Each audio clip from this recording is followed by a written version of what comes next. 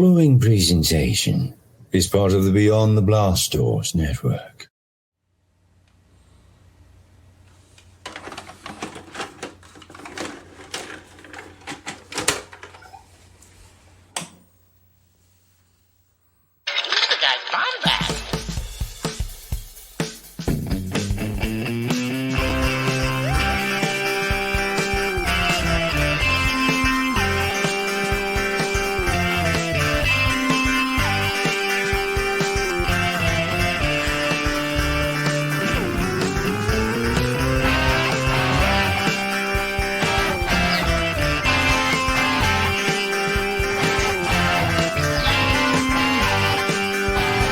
Welcome to the Bombadcast.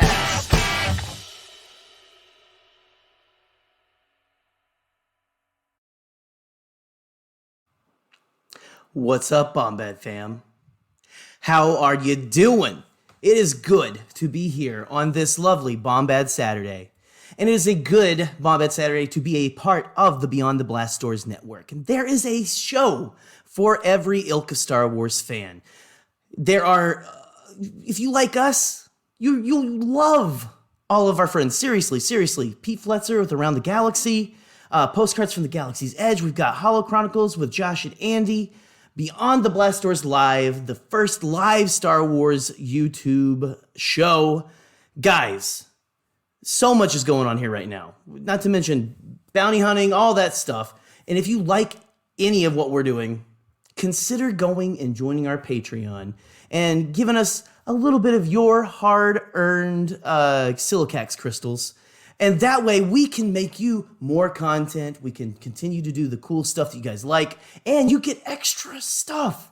What is better than extra stuff? I don't know. Because that's pretty much all I live for is extra swag. So swag, extra content, all that kind of stuff. It's all at Beyond the Blast Doors Patreon, and it is also on BeyondTheBlastDoors.com. Go check BeyondTheBlastDoors.com for all of your Star Wars news and just the happenings in the galaxy far, far away.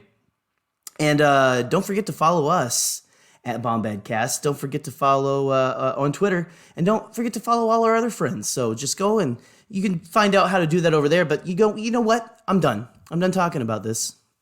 Because it's time. It is time to bring in my good friend, my compadre, my, dare I say, better half? Decent half. Scotty J-Ro. Scotty. How are you doing, Jerry? I am the Rick McCallum to your George Lucas. Am I right? Am I right? Yes, that's what is very going true. on, bud? Pretty good. Yes, pretty good. Sorry, I was going to go on I thought we were going to do like a whole Rick McCallum, George Lucas bit for a second there. I thought you were going to be my yes man. Not here, because I wanna give you just a moment, okay, before we bring our next guest in. I'm going to give you a moment to kind of tell the wonderful listeners where you've been, because it's been like 5 episodes, and Jerry's just been AWOL. Jerry, I believe, went and served a term in Iraq or something. I don't know. Jerry, where have you been? No, well, nothing like that for sure. All I can say is that let's just say combos are a hell of a drug. No. So I am back. I know I almost was gonna start it up like that, what's up, baby birds? What's up? It's me. It's your boy, the Cannon Junkie, which is what I do. So I will now. What's up, baby birds? Here we are. It's me. It's the Cannon Junkie. I'm back. Don't worry. Daddy's back. I know mommy got mad at you sometimes, but daddy's back. Now the fun's back. Okay, here we are. Yeah, you can go ahead. You can laugh, Scotty. Well, I mean, a lot of you, if you follow us on Twitter and stuff, I kind of did a little bit of what would you call kind of opened up a little bit of my life onto Twitter, which is sometimes it could be a good or bad thing. But I've had a lot going on this year. I know a lot of people have had a lot going on this year, so I wanted to share a little bit of why I've been kind of AWOL, because it's honestly been, I feel bad for being so absent, because that's where I want to be. But, then I've got so much, other stuff going on in the world and things like that. Everyone's got stuff going on this year. And then, here we are. But, if you guys have seen that, if you haven't, my wife and I are going to be splitting pretty soon. It's a mutual divorce and stuff. And so we are ending that, beginning a new chapter and everything. We're very committed to just being the best Jedi masters we can to Ella. I almost said masters, and that is not the right word for how to treat your kid. We are her owners. I was trying to be Qui-Gon, and I went full Watto for a second there. I hear her feed her. I feed her every now and then. Can you beat to that? But that it's I've got that going on, Scotty, and then we've both recently had some loved ones pass in our families and stuff, and my grandma actually lived a long, happy life, passed away because of COVID, and so we'll get into this in a second. We can use this as a segue if you want to. If you want to ask me more questions, that is fine. First. No. I think it's important to address this. We've had listeners that have been probably listening to this since day one. And, we were two bushy-eyed, bright-eyed kids when we first started this endeavor. And, bushy-eyed now, this is the 75th episode. We're 75 episodes deep, Holy cow, this is our 75th? This is our 75th. And I think it's important to know that we've gone through so much and things have changed. And I think it's really important to address that. And I'm glad that you can be open and honest with our listeners. That's a super important thing, and anyone that loves listening and loves being a part of our community would know that you're going through some stuff. And, I think it's wonderful that you said it out loud. That's an important thing. And, Jerry unfortunately lost his grandmother to COVID last week. And I wanted to kind of bring in our next guest with this kind of segue, but Jerry, we have another guest joining us. I don't know if you know this. We do a reoccurring guest by the name of Eric. We got part of the Bombad crew, the extended Bombad crew. Master Teasem himself. Master Kottemann. Master Kottemann. Yes, we've got. Welcome back, Kottemann. Yes, exactly. What's going on, Ian? How you doing? Ooh. Is this reference lost on you guys? Are you old enough? No, I know that reference. Ooh. Sorry. Continue. Please continue, Eric. I'm sorry. Yes, Eric, how are you? Dude, I'm doing great. Wasn't that Mando episode 6 when Luke Skywalker showed up? No. And it said directed by George Walton Lucas at the very end. George Walton. I thought it was Wilbur. No, it's definitely not Wilbur. I hope that I'm right. We will see. Thumbs up. Hit the like button if I was right. There you go. No, Eric, we had to bring you on for this one thing in particular because Eric and I shared a collective narrative as the what was the guy's name? Dang it. Season 1. What was Werner Herzog's character's name? The client. As the client would say. We shall share the end of our collective narrative. So Eric and I we got to watch the whole Lucasfilm, slate announcement last Thursday, and everyone thought it was going to be just another phone call where we all sit and go, oh, they gave us a date for when they're filming Kenobi. Nope. This was like, here's this, and the dates are coming out, and the years are going out, who's directing and what it's about. Here's the logos. Like, we've never gotten that much. And the reason why I wanted to start this off is pretty important is because Eric and I were watching it live, right? And Jerry, what was happening to you? Did you think there was going to be anything from today, that day's release? And I don't know if you could tell, but I'm still hoarse from me screaming. If you haven't seen the reaction video, go watch the reaction video. But Jerry, when that whole thing was announced, what was going on with you? I know you were boarding a plane. Did you think anything of it? Did I think anything of the announcements? Or like, no. Okay, or like before? here's we were getting all kinds of people talking about like, I think like, was it Newsweek that was like, I think they're gonna drop some big news, or was it like there was a big publication I remember that I'm like, okay, there could be something to this. They're gonna announce something, but I don't know what it is, and I did not know it would be like 15 shows and 28 movies and a breakfast cereal. So there's a breakfast cereal for everything, honestly. But okay. So I knew the call was happening. Like I was boarding my plane like at 4:30 Eastern time, which is when the call started. That's crazy. Yeah, Eric, and it was had rushed over here. I had it all pulled up on the TV, and we sat together for an hour and a half, like just waiting for anything. And they announced some weird stuff, but like you were getting on a plane, dude. That's crazy. Yeah, I was getting on a plane. I was, I was again flying down for my grandmother's funeral, but I was at that time connecting from Grand Rapids to Chicago, which is just a 30-minute flight over the lake. I found out. Wow, so that was interesting. It's kind of weird. It's like, oh, here we are. All right, But with flying, you get a taxi to your place. When you get on the plane, it's like a ton of time. So by the time I landed and everything, it'd been an hour and a half or whatever, and I get off the plane, and then I'm like having to find my gate and all this kind of stuff, All of it. I know what you're talking about. All that, blah, blah, blah, blah, blah. Yeah. It was dinner time. I was friggin' hungry, I had like an hour and a half layover. I was like, I got to find something to eat. And then I sat down and I looked and I was like, holy bantha balls, man.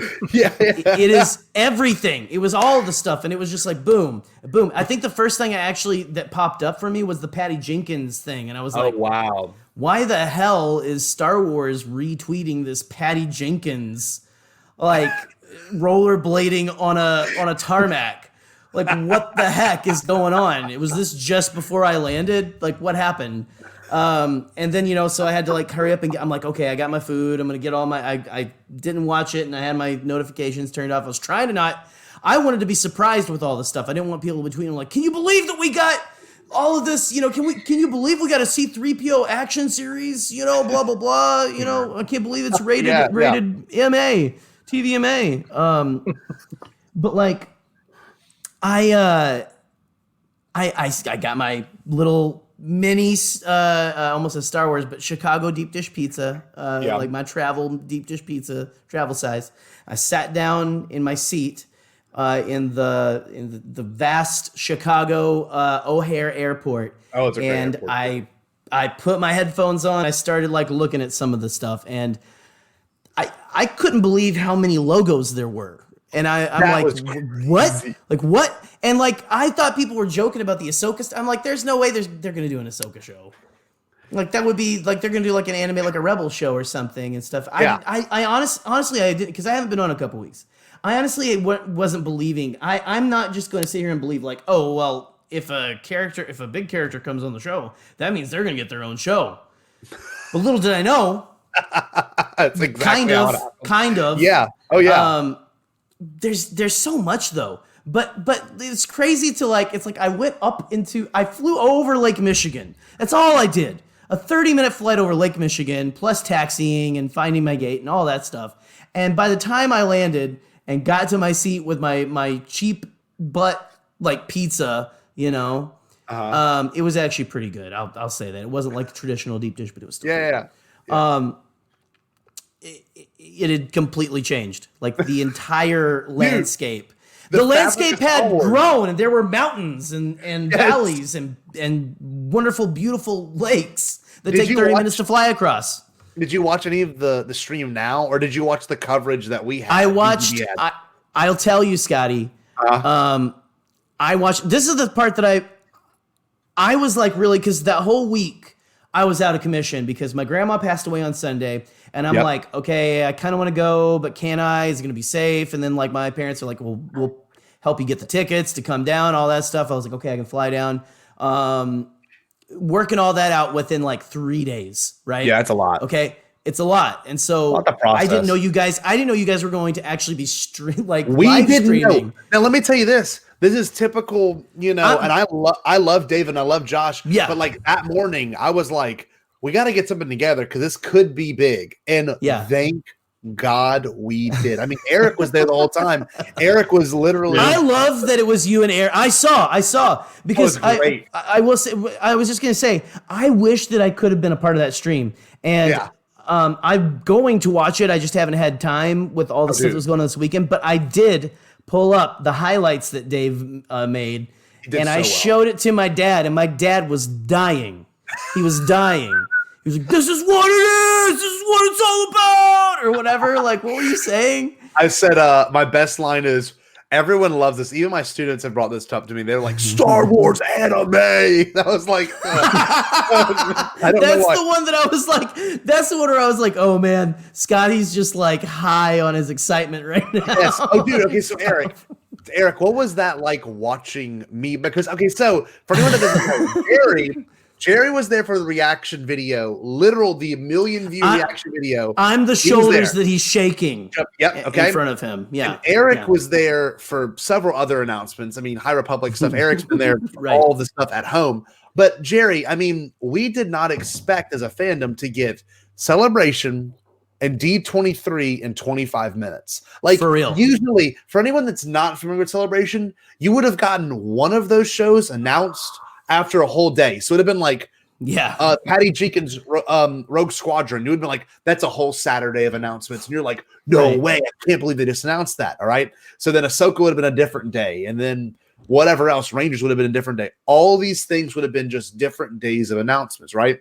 So here we are getting it all in 25 minutes. And I mean, Eric, what was that like? Because we were together, and I think we both were just in absolute shock. Yeah, I was sweating, dude. I felt like I was your brother for a second. Like, it was incredible. And like, I typically am not like Scotty in terms of like, I'm not an enthusiast when I was sixth row during the Rise of Skywalker trailer, I was hyped. Don't get me wrong, but I wasn't crying and like fist pumping. I don't know. I think I was really tired. It was like 11 in the morning.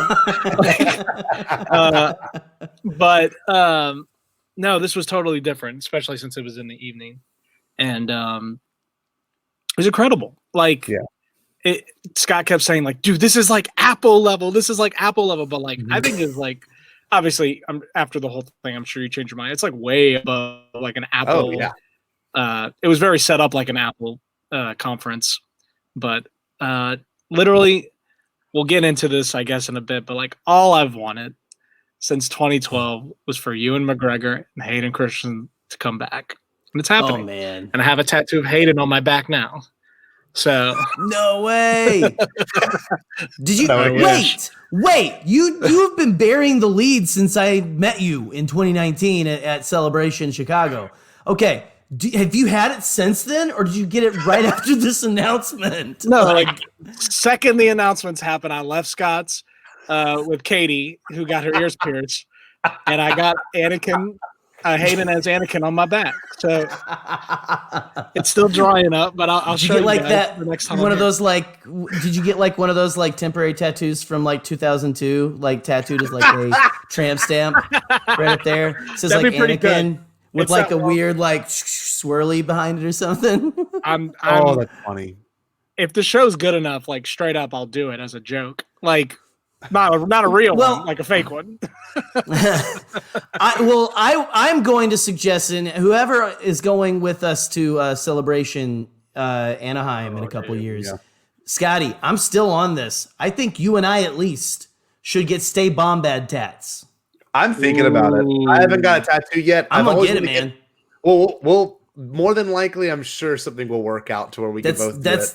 That's gonna be like my same needle. It'll be fine. Right here. Just be like, Stay Bombad, yeah, you know. Be badass, man.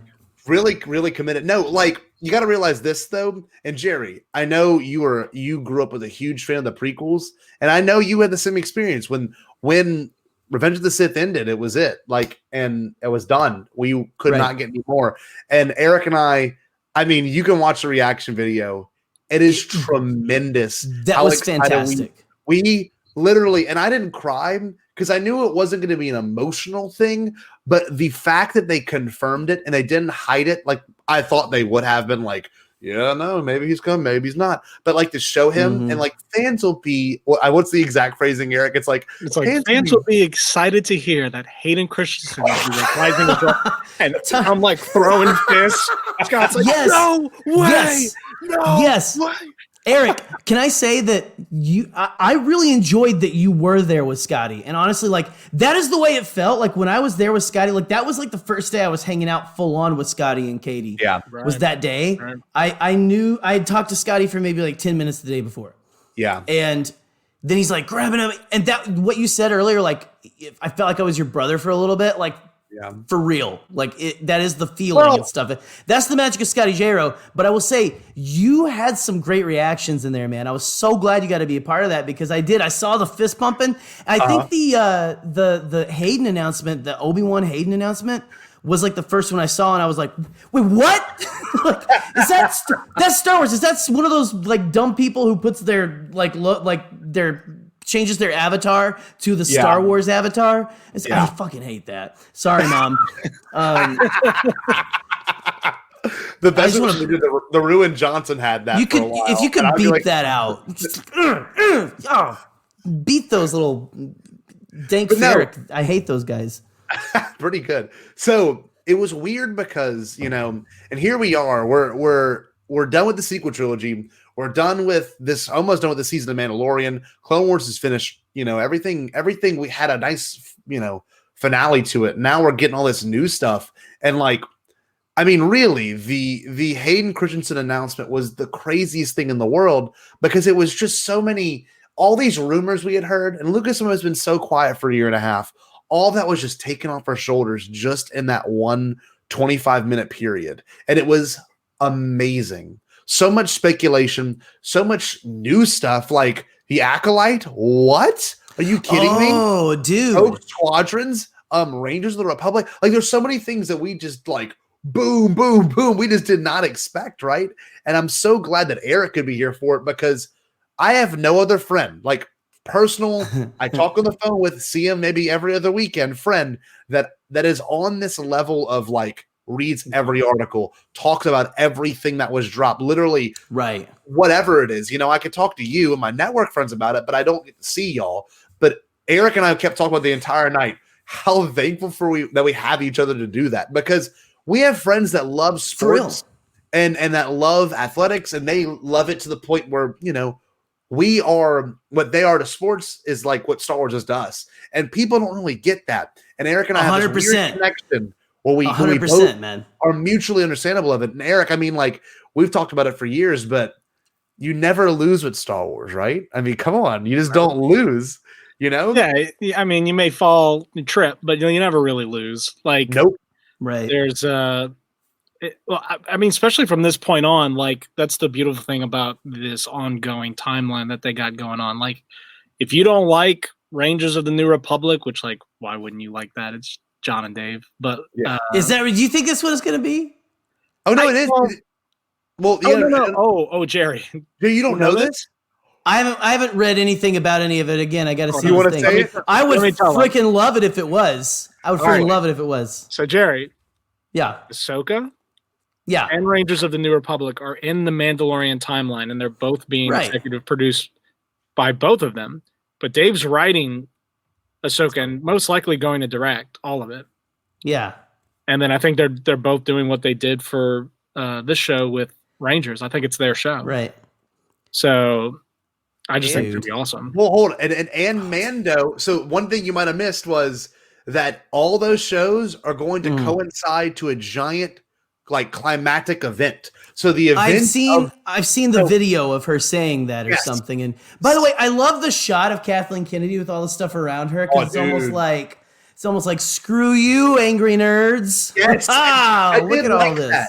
I love that. And like, I mean, the fact that we've got so much in the works, and like, I mean, we were all there when. Before TLJ came out, we had the Ryan Johnson article that was like, Ryan Johnson gets a whole trilogy. And we're like, what?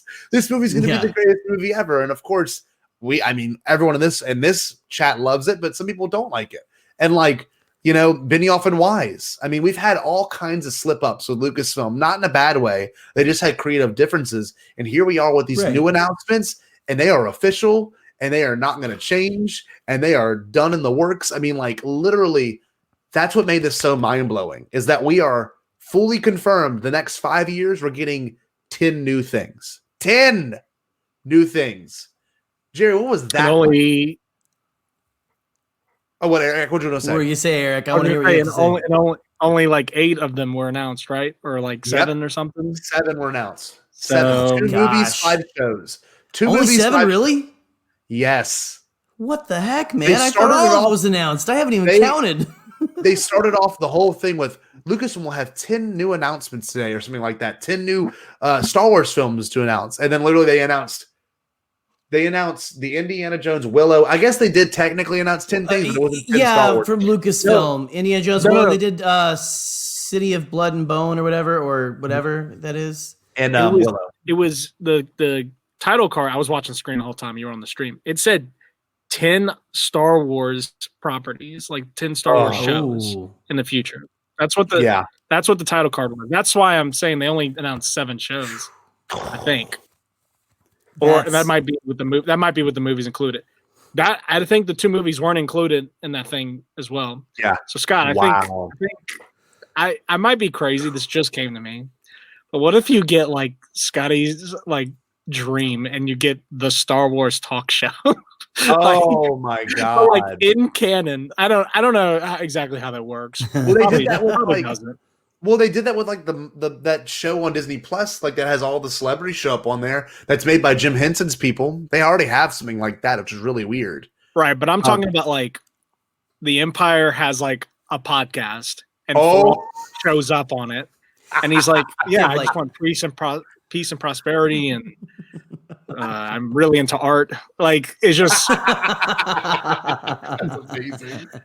I don't think they would ever go like that wacky. I could see Marvel going that wacky, but I don't know about Star Wars. Star Wars, me and Scott say this all the time, but she said it more than once, but this really is a new era for Star Wars going forward, and I think it's going to be a very unforgettable. Oh yeah, absolutely, man! For all of us. And we're going to be losing our minds. Yeah, and we've got chapter 1 right now with Mando. Like this is the beginning. This is the Phantom Menace of the new era. It is. Right? Well, that's what I want to segue into. So today's discussion, I'm going to pull up the banner real quick just for the sake of showing it again. It's about the acquisition, right? The Lucasfilm Disney acquisition. Okay, so the exact date. All right, now. I was in high school. Eric was in high school. I mean, Eric, you must have been a senior. Yeah. And Jerry, I don't know where you were with your life, but the exact date was October 30th. One foot in the grave. Yeah. One foot in the grave. Maybe. So October 30th, 2012. What do you remember from this announcement? Like the exact announcement was Disney to acquire Lucasfilm Limited Production for $4 billion. What was like the first thought you had? Because Jerry, you might have more of a vivid thought, but were you in college? I don't even know. Where were you at? I mean, I was technically in college still. But October, gosh, I think that I don't honestly remember exactly where I was. I just remember this knowledge coming to be, and I was, me and Allison were dating at the time, and it was kind of like this thing where all of a sudden I was like full back on into Star Wars. Not that I had ever left. One of the things, one of our first things when we were like, dating, we were like, a couple or whatever, we went to see The Phantom Menace 3D. Oh, 2011. Yep. And like that was the first time she'd ever seen a Star Wars movie in like the theaters and stuff like that, and I was excited to see the other ones in the theater again. It reminded me of when they released them in 97. But then everything got kind of canceled. I think maybe they canceled it before we found out, if I'm remembering correctly. And I can't remember. And I still worked at the movie theater at this time too. Mm-hmm. And so I found out, and honestly, I probably was at my job at the movie theater, and one of my buddies, like my buddy Phil or Jay, shout out to you guys if you don't watch, who am I kidding? But they probably came down and were like, dude, Disney just bought Star Wars or something, and I don't remember the exact thing, but I remember like that it was like for a couple of years, I was just like counting down the days. Here we go. Oh, there's new news. We're looking, and that's when I found episode 7 news. Net. Star Wars 7 News. Yeah, that's Star Wars 7 News Net. Yeah, dude, that was the early days of Star Wars News Net. I'd never forget that. I was in college too. But anyway, I was in the cantina too. How many of us were in that cantina talking? I was. I didn't chat, but I tried, but I didn't know who was in some of it. I was like, you guys are dumb. It's not going to be they were like Mara Jade and Thrawn, which Thrawn came in and stuff. And at this point, they could announce one of the other 2 shows. Eric could be a Mara Jade show. So, we've actually talked about that. Eric has a sneaking suspicion they're going to do the climactic event between all this stuff is going to be called what, Eric? Come on, you have your moment. Oh. Heir to the Empire. Oh! Dude, think about it. We're getting Thrawn in and stuff. And we get Ahsoka, we get a Jedi coming in. Then you get I think Mando, who could be like Han Solo. Yeah, I think they're just gonna adapt the story, like probably not call it that, but like essentially the way Force Awakens adapted a lot of Legend stuff. Just bringing in your new big 3 is gonna be like Ahsoka, Sabine, Ezra, and then maybe Bo-Katan shows up. She's like Mando and Grogu. Maybe how sick. Like you get a. It would be like the Avengers, dude. It would be the Avengers. It seriously would. It would be great. The Avengers. Like we're basically getting Avengers 1 in Mando season 2 because he's with frickin' Boba Fett and that Fennec Shand who he helped capture and all that and who else, man? I mean, they had Mayfeld, which we can get into all that stuff later and all that, but man, no, it's crazy. Look where we're at. Look where we're at versus where we started. So you would be checking those websites just like I was, figuring out what this stuff's going to be about. And every freaking day. And whenever I started working, like after I got married and I started working at the school I used to go to school at as a recruiter, every day, man, I would go on and like refresh. What's the new news? Okay, Rebels. I would like, give me more news about Rebels. What's coming out? What's coming out? Who are the characters? What's going on? Like, I remember that fan art coming out of, like, we thought it was going to be, like, all these Clone Wars characters. I know. Which it ended up being. But remember, like, the younglings from the Gathering episodes with Ahsoka? We were like, they're going to be in it. Yeah. Oh, it's crazy. Yeah, no, I was, actually, I want to hear Eric, because Eric and I might be in a very similar path, because we were both at the same high school, though him and I were not friends. We just weren't associated together. So, Eric, you were a senior, okay? And we might have actually the same lunch. We don't even know. So, Eric, let's hear about that. What was that like? Because it might have been different. Yeah, I just remember whether it had to have been Facebook. I log into Facebook and I see somebody shares an article about Disney buying Lucasfilm, and it was kind of one of those moments where all the text from the Matrix just flew past my head because I had to reevaluate my whole life because me and Star Wars ended our relationship. I would still go inside Star Wars every now and then, but for the most part it was over. So, and I didn't care about Clone Wars until post acquisition, which is interesting. Mm-hmm. I didn't care about Phantom Menace going to theaters, which is crazy considering it's one of my favorite Star Wars movies, since it's the best one. And yes, indeed. It was weird because I was just like, well, what does this mean? I remember reading the article that was episodes 7, 8, and 9 will be coming out on and they had, I don't know if they had exact dates, but I'm pretty sure they had years. They definitely close had 2015, 2017, 2019. And I remember being like, man, I'm going to be 25 when the last Star Wars movie comes out. I'm 18 at this point, or probably maybe almost 19. Or no, I had just You're turned 18. 18. Mm-hmm. Yeah, I just turned 18. So I was like, man, I'm gonna be old when the last Star Wars movie comes out, because we didn't know anything about spinoffs or the man. Like, how incredible is that? Like, I think we are in the actualization of what this acquisition promised now. Now, I love that you said that. I love that you said that, because we knew this going in, and Eric and I talk about it a lot whenever we talk on the phone. And I'm going to be honest with you, Jerry. I talk on the phone with Eric, and I don't mean to be cheating on you, but I talk on the phone with Eric. I'm not even kidding. 25 minutes at least every day. I'm not kidding. And Aren't it's you always guys just about adorable? Star Wars. No, but it's because he's my car ride home. And like literally had this chance to figure out what Mano's going to be like, what all this means. And we talk about it all the time, especially this. We've always said that they had to do the sequel trilogies. They just had to, because it would cash grab them. And they all turned out to be really good. We all love them for their own individual reasons, but they had to get it done so they could lead us into this next era. Yeah. This is the golden age. And what they just announced, last Thursday, is the absolute golden age of Star Wars. They just slated everything out for us, what to expect, descriptions, title card, director, writer. Like, we are truly in to where, like you just said, Eric, what this acquisition promised. It's amazing. Well, and how many shows does Star Trek have at this point? One or two. I think we beat Star Trek in one fell swoop. Honestly, we did do that. No, you're right about that. That's kind of so. Take that, Trekkies! I'm just kidding. There's a lot of overlap in there and stuff. I have nothing against Star Trek, but that's just so funny to me that it's like now Star Wars is in that era, but they're doing TV better than probably Star Trek ever has, because they like Star Wars is another level.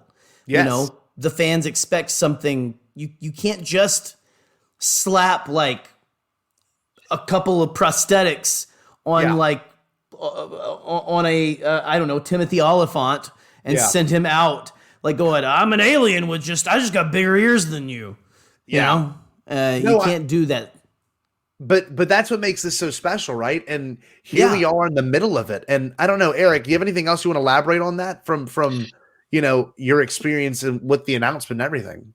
Yeah, I mean, I just remember being really excited. I think my relationship with Star Wars at that time was the original Battlefront 2, the prequels, about every once a year, every now and then I felt like watching my DVDs, which I still have, and Lego Star Wars and Lego Star Wars 2. I'd like play that, and I'm just like, wow, and like, did they confirm the big three like pretty early on? Maybe not that day, but like not the day of, but it was early on.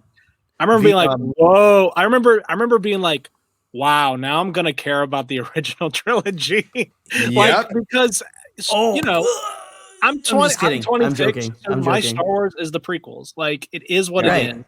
I will watch the prequels literally twice over before being like, yeah, I'll just watch the original trilogy. I love the original trilogy. Don't get me wrong, but I was telling somebody this the other day. It's watching Star Wars as an adult for the first time is a really tough thing to do, because there's something inherently, and I don't want to use the word childish, but like child inspired. There's a childlike wonderment. Right.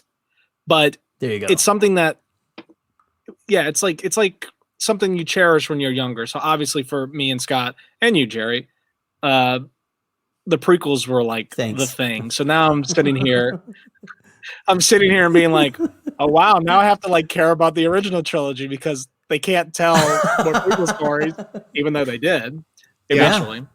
But here's a really important thing about the acquisition, which we never thought about, and maybe this is a bit of a double-edged sword. So we know that Disney is now doing a good job with Star Wars because once again, they are changing the way films are being made. And that's what Star Wars does. That's what good Star Wars does. And like, that's what we're in the middle of right now. The sequels didn't do that.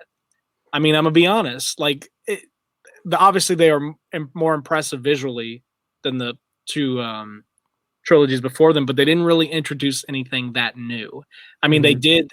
Okay, they did introduce something new with like, Tarkin and Leia and stuff, but it's one of those things where like you can have opinion on whether you like that or not.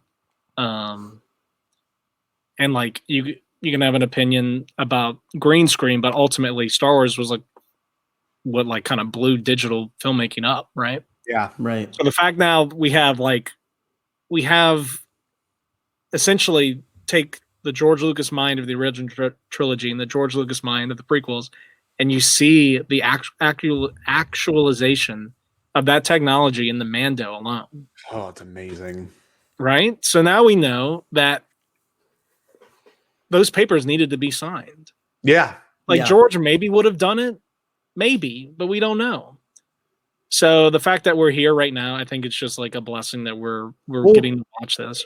I agree. Look at all the opportunities that opened for people like us that would have probably been really, I wouldn't say closeted fans for the past 15 years, but here we are, it's 2020. I mean, we have a very successful podcast in our hands simply because it came back, right? I think it's a huge thing, right? And look, Eric, I actually have it pulled up. This is exactly what was released that day by the Disney company. All right, I'll read it word for word. Actually, I won't share the screen. I'll read it word for word. It says this: the last Star Wars movie released was 2005, Revenge of the Sith, and what we believe is a substantial pent-up. I'm sorry, I slurred that.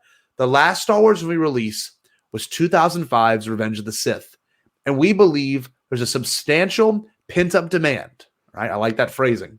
In 2015, we're planning to release Star Wars Episode 7, the first feature film under the Disney Lucasfilm brand. That will be followed by Episodes 8 and Episodes 9. Our long-term plan is to release a new Star Wars feature film every 2 to 3 years. Yeah. We're very happy to have George Lucas will be our creative consultant on our new Star Wars films that Kathleen Kennedy and current co-chair of Lucasfilm will executively produce. George handpicked Kathy earlier this year to lead Lucasfilm into the future. She'll join Disney as president of Lucasfilm, reporting into Walt Disney Studios chairman Alan Horn, and integrating and building the Star Wars franchise across our company. All right, so that is word for word what it says. How That's crazy. how we do it. That's how we do it. How crazy that he was like, yeah, I'll be the creative consultant. Like he thought that would work. Like, yeah. And like, that was it was such a bad breakup too. Like whenever that didn't work out, like the whole white slavers thing and all that was. I watched the interview today. Yeah, I mean, and like you can't even blame him for that. Like this man gave, it's his baby. Yeah, this man gave. Oh, look at this. We look like a boy band. And we're like, hold on, my head's so much bigger than yours. Mine is no. I got a fat head. Here we go. We look like Singular raising the bar right here, or AT&T. Anyway, nice try. Sorry for you audio listeners. Gosh, what was I even saying? No, we're bored.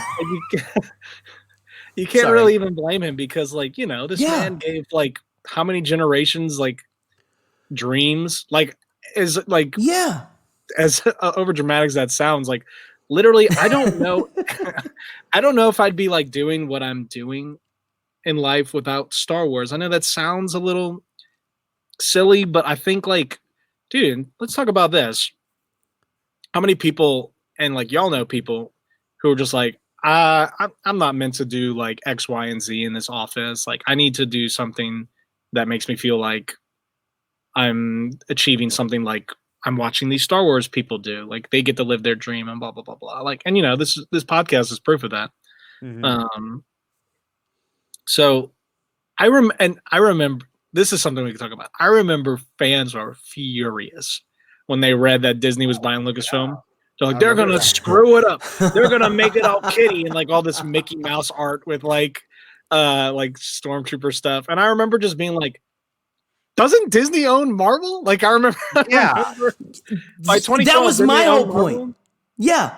Well, and like people were like saying, "Oh, are they gonna have the Disney logo instead of like?" No, if you watched a freaking Marvel movie, they never do this. They don't just. It doesn't start. But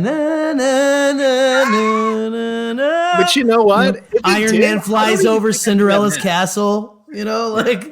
What'd you say, Eric?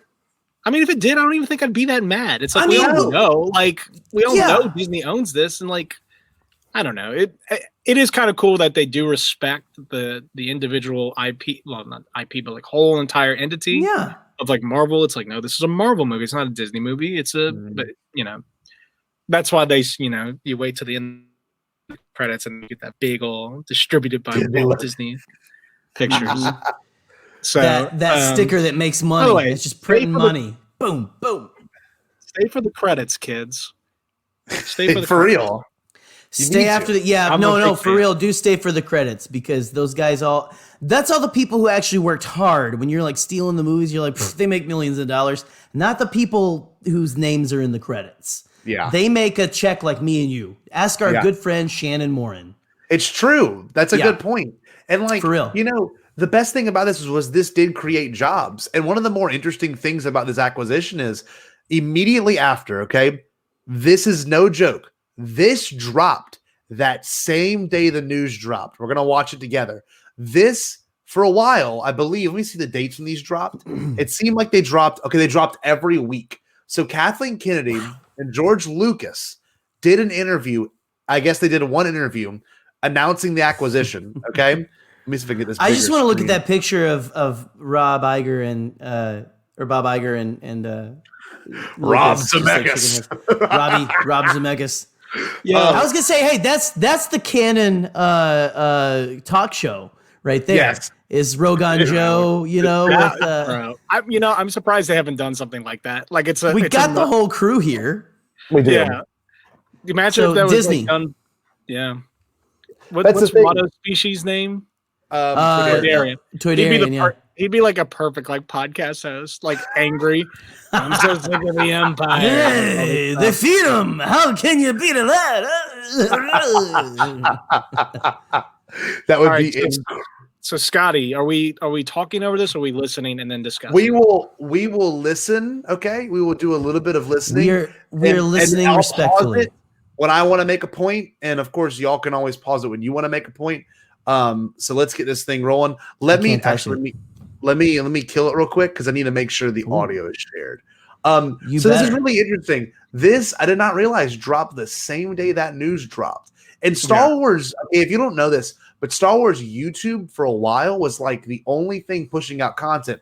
And if you go back, and Eric and I made the discovery, if y'all go back and look, there's still 1313 trailers. There's still this really weird Ashley Eckstein bit where like it's actually Ashley like talking to like all the Clone Wars creators and stuff. It's weird. But if you go back, Sam Witwer's there. It's odd. But when you watch it, it's really interesting, especially because this dropped the same day that news dropped. So we're gonna watch it real quick, and it's I did not realize that till just now. It's kind of peculiar. I would see. Let me know if y'all can hear it. Okay. All right. Talking about retiring for several years now. I wanted to get into sort of another stage of life where I'm not in the film business anymore. I don't have to run a corporation. And it occurred to me one day that the perfect person to take over the company was Kathy. It's just such a perfect fit. And I felt that I really wanted to put the company somewhere in a larger entity which would protect it. Disney is a huge corporation. They have all kinds of capabilities and facilities, but there's a lot of strength that is gained by this. The great thing about Disney, again, as we were saying before, is that, you know, between the parks and all the things they've got going, it's great that we have a chance probably to expand that. And, there's lots and lots of opportunities at Disney that we wouldn't have at any other studio. Okay, so I'm going to pause it real quick. What do y'all think of that? Okay, I love that Kathleen Kennedy is the first person that comes to mind. Would that have been y'all's? I mean, I don't know. Like, we weren't really in the know back then, but like, who's better? I mean, really? Someone that's been there. Yeah. I mean, she was on set with him for a lot of stuff. I'm stealing this from another podcast that I watched, but Steven Spielberg has credited her as being the greatest producer of all time. Yeah. Can't beat that. Right. And I mean,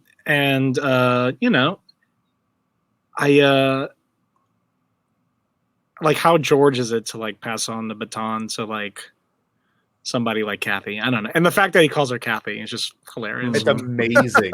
It's just so George, though. And like this whole interview is really George post acquisition. He kind of doesn't care. I mean, look what he's wearing. Literally. And like, if you look at the photo of us, that's every freaking day for Georgie. He's not wearing a suit. Georgie, he's baby. never wearing a suit. It's the greatest thing. But has Jerry, George Lucas ever worn a suit? Though, honestly. Well, he's worn some tuxes. We've seen him in some tuxes and stuff. Looks like Mr. Popper's penguin. So he looks like one of the penguins, actually. No one can quite wear a suit like Josh Most, though. So that's all I'll say. That's all I'll say. True. So, Jerry, how do you feel about this whole kind of interaction so far? I think it's I think it's just awesome to see that they are like, yeah, we're gonna do this. It's kind of weird.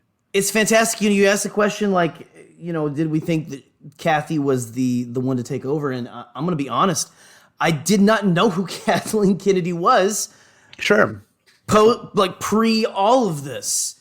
And then I looked up and I was like, holy crap. She was the producer on Raiders of the Lost Ark and Jurassic Park. You name it. Yep. E.T., all of these, like my entire childhood, basically. Yeah. She was one of the authors of like Eric, you were talking about George being the one, like, making dreams for people, which makes me really laugh and want like a George Lucas in like a Tooth Fairy toga type outfit, just like being imagine George Lucas as the Sandman, as the guy who comes around to put people to sleep. He's like, hey, how's he doing? You just want to count some sheep or something? I've got, let's see, I've got this by my good friend Steven. Spielberg. It's Spielberg. I'm sorry. I realize that he's not your friend. You like Jurassic Park? Okay. All right. I'm gonna blow sand in your eyes now. Okay. All right. Sorry, but what was I even saying? Sorry. Let's get back to it. Kathleen Kennedy. I'm sorry. I've had that stuck in my head ever since you said that, Eric. And I was like, I got to get this George impression out. Like, understandable. Imagine George with tiny little fairy wings, like on a suspension cable. Like, all right, thank you. Put me in the volume. Yes. Oh, looks like I'm flying. Oh man. Anyway, but I thought there was no question after I looked at her track record, at her career, at her like, what would you call it? Her portfolio or something, like here's my work. And I'm like, Raiders of the Lost Ark, check. Jurassic Park, check. E.T., check. You give this woman is like, Back to the Future. She has touched every big property that I've ever loved in my life. And I'm like, let her have some Star Wars too. Like, Definitely. Yeah. Dude, Indian in the cupboard. Yeah, Indian in the cupboard. Well, for real though, I remember being pretty into Indian in the cupboard for like a year whenever it came out, and like But it's you think then there was already people going like, I don't know, all this stuff. And after like the first movie came out, and I think maybe it wasn't quite until like E.T. or whatever, like you had all these people coming out, the sexist yahoos and all that stuff, the incel club with their necks pulsing with celibate rage. Talking about, Kathy, how dare you put women in my Star Wars? Yeah. And I remember using that though. Like, dude, she did this, and this. Like, she's more than qualified. That might have been, honestly, I really got involved on the online stuff after Last Jedi, which most of us did, because I mean, come on, So we're gonna get back to this real quick, Jerry. Let's do it. Look at that man.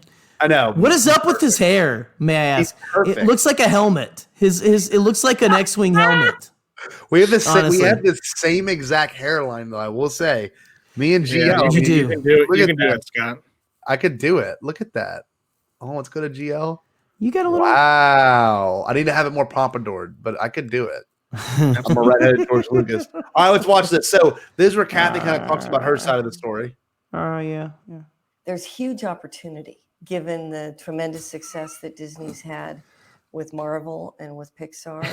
And Sorry, now I laughed at his head turn. Lucasfilm to that. I think we couldn't be at a better home. When I first made Star Wars, everybody in Hollywood said, well, this is a movie Disney should have made. Disney defines family entertainment, and in many ways, it's the best company possible to take Star Wars into the future. Speaking of, we have other. Now we're just laughing at I'm sorry. mannerisms. I'm like, I can't help it because he's like so hungry. He's like, But the whole when the turn of his head, I don't know what it was, but he was like talking and then it was like such a sharp yes, Kathy, yes, Kathy. Oh man! And then the hands I'm bored, but also not. Wait, I gotta bring it up because it made me laugh. But all I kept thinking is, what size waist does George Lucas have? Just because this shot is pretty unflattering. The side shot is not flattering. Look at that. Wait, I'll pull it up. Sorry. What size waist is that? That's a big guy there, at least in the shot. I don't know, dude. At the time, in 2012, hey, he was a little bit bigger then, but then cut to the Force Awakens premiere. It was good. He's thinned up a bit. Yeah. I imagine a lot of those. That's his prequel hater weight. Honestly, probably it's got to be.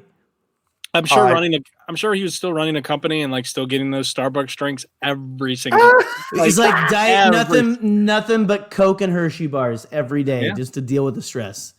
It's awesome. Well, I laughed also at the part where he's whenever I made Star Wars back in the day, people said, Disney should have made this. That's all he said. Yeah. And it's just would have been. All right, let's go back. I want to see the head turn. I missed the head turn. Hold on. The head turn. Hollywood said, well, this is a movie Disney should have made. Oh, well, this is a Disney movie. Disney should have made. Family entertainment. And in many ways, it's the best company possible to take Star Wars into the future. The eyes, it's a little more back, Scotty. I always said I wasn't going to do anymore. That's true. I'm not going to do anymore. But that doesn't mean I'm unwilling to turn it over to Kathy to do more. I have story treatments of 7, 8, and 9 and a bunch of other movies. And obviously, awkward. And everything you could possibly imagine. So, I sort of moved that treasure trove of stories and various things. That's an interesting line. Wait, I want to talk about that. I never noticed treasure that. Trove. He said stories. He had we knew he had the treatments. We all have known that. We know Michael Hart helped write the treatments. We know these treatments were there, right? But he said something that I didn't realize. Listen to this real quick. Hold on. And obviously we have hundreds of books and comics. Oh, wait, sorry. I'm unwilling to turn it over to Kathy to do. And speaking of, we have other big news. Well, I always said I wasn't going to do any more. And that's true. I'm not going to do any more. But that doesn't mean I'm unwilling to turn it over to Kathy to do more. I have story treatments of 7, 8, and 9 and a bunch of other movies. And obviously we have hundreds of books and comics and everything you could possibly imagine. So, I sort of moved that treasure trove of stories and various things to Kathy, and I have complete confidence that she's going to take them and make great movies. I think it's really kind of cool that he brings that up. I don't know, the comics thing, and then all of a sudden, the next week they were yeah, let's take that and put it over here and rebrand the hell out of it. Why? That's kind of odd. What do y'all think of that? I never thought about that because I always thought it was George kind of put aside that stuff, but here we are getting it maybe for story reasons. I think he did a little bit. I think he because what was it? I don't think they found out on the Resistance broadcast. I don't know, again, how true this is or not, but apparently George didn't really care for Mara Jade. Yeah. He didn't want Luke getting married and stuff, which I kind of believe that. But, you had his stuff that he liked and all. I'm sure he was like, oh, these are good. And they had that whole big thing with he really liked, what was it, Shadows of the Empire, right? Yeah. And stuff he was big behind that. I mean, they did it was a whole campaign and all that. But I've been thinking about this recently because people like they act like it was just they flushed it all down the potty. Sorry, I have a 3-year-old. They acted like they just flushed everything down the toilet when it's like it was just they rebranded the hell out of it. And what's funny is I think that fans took that as like I don't know, I've never understood the mindset of I want you to remake I want to just see all of the books made into movies, because that's really worked well for people who are fans of the books of other movies, honestly. Like everyone's always like the book's better than the movie. Which is a trope. I don't know. It's just like it's interesting to hear him say that, because a lot of the feel I get is that he didn't really care, he wanted to do his own story, which I think he did, but it does sound like he was kind of like, well, there's a lot of source material to pull from.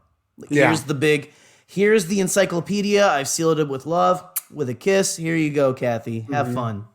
And it's been utilized, which I will say, but I never heard him say that before, which I thought was very peculiar, Right. I think the line you hang on to is that he had ideas for other movies. Yep. So it's like, what was that? I mean, clearly maybe Solo. Yeah. Right. That was like the big one, right? That he was all about. He said he wanted Lawrence to do that one. Like he was like specific. Honestly, how just tell me, like, how likely do y'all think that some of these new shows are based off of stuff that he like pitched? Like Lando? Like that's so George. Can you imagine him doing like kind of like I don't want to assume this, but like I'm assuming it's going to be very stylized and like maybe not so blaxploitation, but like Lando will be very stylized. Oh like, yeah, it's gonna be probably that. Honestly, would be so sick, like almost like a 70s, 80s style, just like Shaft or something. Oh yeah, hey, that's Scotty. That's where you get Tarantino. That's true. Man.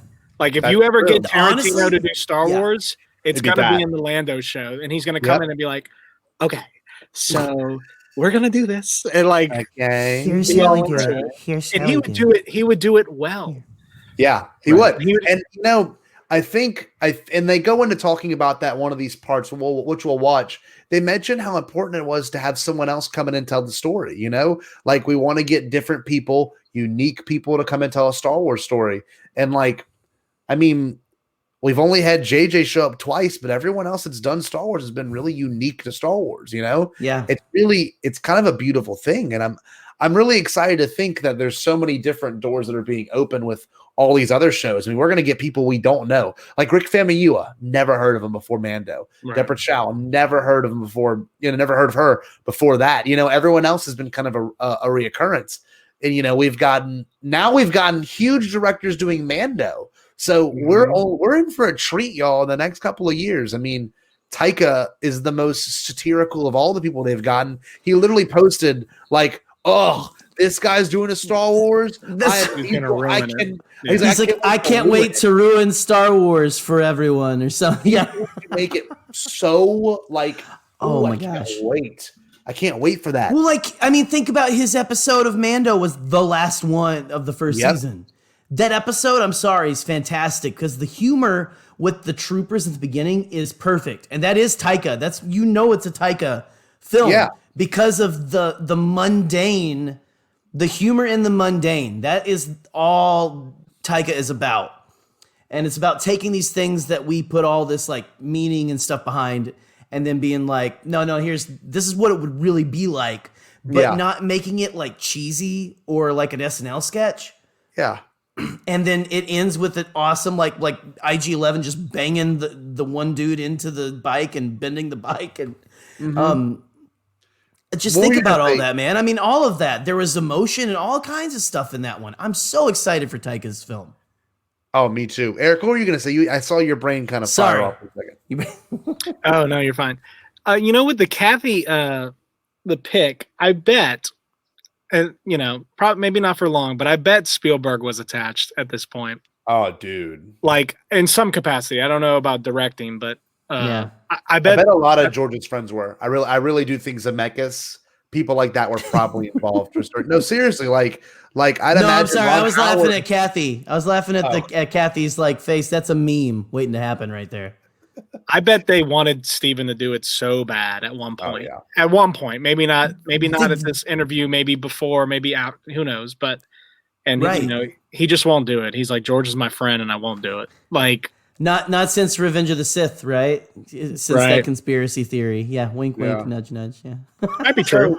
Hey, the Disney Plus, the eventual. Me and Scott keep talking about this. The eventual Disney Plus documentary of the whole series. We'll find out. Oh yeah, that when we're all when you guys are like 50 and I'm probably like in the home. That's when we'll figure that out and stuff, right? Right. Yeah. So I'm gonna get back to this interview real quick. This one really doesn't go that far. When those Disney Lucasfilm announcements hit just right. I kind of like that. Y'all, that could be a T-shirt. You gotta can you screen cap that, please? Yeah, I'll do it real quick. Hold on. Do it. Guys, you're seeing history right here. Like, that's just like good. I have to do a little plug for y'all. I just ordered the Georgism T-shirt from the Bombadcast TeePublic, which I had a little bit of a hand in creating the logo. So it's not every day you get to order a shirt with something you made on it. Yeah, so go check out the TeePublic store, bros. For real, man. For real. We got to get some stuff on the Beyond the Blast Door shop eventually. Yes. Maybe when we're 50 and we're watching the stuff, So. Yeah, with this image. All right, so we're gonna get back to it. So amazing. Jerry, try to contain your laughter when it comes to George. I know he's funny. I'm gonna stop. I might have to mute myself because he's so awkward. I love him to pieces. I just want to give him a big old hug. And have complete confidence that she's gonna take them and make great movies. We are absolutely going to make Star Wars movies, and we're in the midst of the really fun part of the process, which is we're sitting down with a couple of writers and we're starting to discuss ideas and we're starting to talk about what those stories might be. I wanted to make sure that I wasn't going to be entirely on my own because it's important that he at least continue to be the little guardian angel on my shoulder, helping they're me do finishing this. the hologram now. Don't worry. My Yoda has to be there. I'm doing this so that the films will have a longer life, and so that more fans and people can enjoy them into the future. It's a very big universe I've created, and there's a lot of stories that are sitting in there. The main thing is to protect these characters. Make sure that they still continue to live in the way that you created them and that the universe of Star Wars continues to grow. I get to be a fan now, which is what I was saying before. It's cut so well, but you can tell this is like an hour-long conversation that just got cut into like 10 seconds. So, Eric, I saw your face light up. What you want to say? I mean, it's just interesting to talk about that line right there was to keep these characters living the way you created them. Which, devil's advocate, but you can argue that they didn't do that with some of them. A lot of the characters they did do that, but I just think, I think they were true. In the beginning, they were like, "Yeah, we need to do these characters justice," and I mean, what a daunting task, to begin with, and the fact that they couldn't land. They probably wanted JJ for all three, or they wanted Favs for all three at one point or something. But it almost even seemed like they wanted Ryan, honestly, to go on and do the third one. I remember reading that too. Yeah, there's a lot of different forms of it. The way it's phrased too. I mean, it's like you said, Eric. It's a hard task, but at the same exact time, I mean. How do you make a new series of movies with old characters and not introduce anyone new? You know what I mean? I don't know. There was so much that had to be done to make this go right, and then we're going to make everyone happy. But if we ask any regular, not insane fan like us, what did you think of the sequel trilogy? Most of the time they'll say, "Oh, I loved it. It was great," and it was probably made for them, honestly. Really, I think it was made for fans like us to be happy and watch them and enjoy them together and talk about them. But I really do think it was made for the populace. Now we're getting things like The Mandalorian that is not made for the populace. It's made for both populace and insane fans. You know what I mean? Yeah. Yeah, I mean everything that they've done is George inspired, but like it. Yeah. I would say most of the new characters in the sequel trilogy are very George in terms of like he would have done stuff like that, maybe just a little different. But I think I don't know. Mando. I mean, okay, so I'm bearing the lead here, but Dave Filoni should have been involved from this. He should have been in this conversation. Yeah, this one right here. Kathy's taken over as the president of the company, and Dave Filoni's going to be, I don't know. You can't Head of the story Feige group or something. Right, Yeah. right. You can't say Kevin Feige because it's a different dynamic. Mm-hmm. Now you probably could say Kevin Feige, honestly, just with what they're doing. Right, now you can. It's a very Kevin Feige-esque. But it took 5 years. Oh, I'm sorry, 8 years. It took 8 years, almost to the day, for them to get to this moment. But it's really surreal. This is 8, and this is before the YouTube explosion. Like that's one thing you got to bring up. Like this was before everyone uploaded their content to YouTube. Like music videos were still pirated to YouTube essentially. So here we are, like Lucasfilm is on the cutting edge of knowing when things need to be posted. So we're going to finish watching this real quick and go on to the next one. Okay. It is a 5-part series. That they still continue to live in the way that you created them, and that the universe of Star Wars continues to grow. I get to be a fan now, which is what I was saying before, and I sort of look forward to it. It's a lot more fun actually than actually having to go out in the mud. And you can actually blog about what we're doing and how we're messing things up. No. I just say, gosh, they're out in the snow and it's cold, and hopefully it'll be an inspiring package of entertainment that it has always been well into the future. I agree with that statement. I don't think he was wrong. It was inspiring, right? Yeah. I mean, we all agree. That was he knew the end of Force Awakens. Yeah. He kind of did. Probably.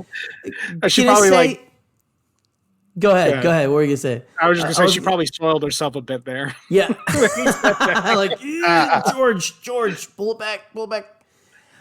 He's talking about like she's like, you should blog about it or something. Like, can you imagine George Lucas's podcast?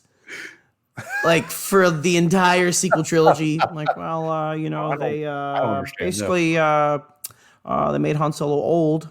I guess time did that. But I would have done something. I would have used magic to make him young Harrison again. Yes. Wow, this one seems interesting. Getting started. Yeah. So this is exactly a week later. This is November 8th. Okay. Wow. November 8th. A week later. I mean, we probably can look up what day this exactly dropped, like in terms of the week. All right. So I'm gonna play a little bit of this for y'all. Then I'll stop it. What can you tell us about the new Star Wars film? Absolutely nothing. We can't ask. Well, we can certainly say that we're absolutely going to make movies. Mm-hmm. We're sitting down with a couple of writers and we're starting to discuss ideas and we're starting to talk about what those stories might be. And we're recognizing that I think they could be pretty fun and pretty great. What do you see your role as creative consultant? What does that mean? I just said that I would back her up and I would be there if and especially help him with the script, and making sure the script sort of, there's a lot of blank spots in the story treatment that we can fill in. I think the incredible thing about George is, this is not like a series of books like Harry Potter where you've already got a template of what the stories might be. These are original stories and original ideas that come out of a world that essentially is in George's head. So the beauty of the collaboration that can continue is, as we work our way through these scripts, if we're sitting and saying, I wonder if this character can do that, or does this make sense within the rules of Star Wars? That really, he's the keeper of the flame when it comes to that. It's the same thing with the first three films. That's all my job is to be the keeper of the flame. It's really exciting. Okay, hold on. Okay, this is really important. Remember, it seems like every documentary kind of has this thrown in there, but the Director and the Jedi probably was one of my favorite documentaries that came out in the sequel trilogy era. And Yeah. at one point, Kathy's like, "Hey, Ryan, got a phone call. Like, around 8:30, George wants to talk to you." Okay, so when we know this too, after they did all the Tross stuff, all the Tross like press when it first started Celebration, I'm pretty sure there was a mention in some interview that JJ, Lawrence, George, Ryan all sat down and talked about the sequel trilogy. So I wonder how much of that really is like 100% true. What do y'all think? I think it's probable and possible and probable because they keep George in the loop. They might have thrown away whatever his treatments for the sequels, but like everything that's major besides last week that's been in Star Wars, like announcements wise, he's kind of always kind of been there and involved. Like he was at the park opening, he was at the 40th at Celebration 2017. So I think it's very likely. I think they always wanted him to be involved, but it probably got to his head when things weren't going exactly the way he wanted them to. And I mean, he said it himself. He's like, yeah, I can't just like basically half-ass this. I can't just half be there. Like I have to be involved or I'm not involved. That's why I'm kind of I think he said like he was getting divorced from Star Wars. So it's like, but from here, like, like you can just tell from this interview that like, she's like, I don't want him to leave. Nope. So, No. So, and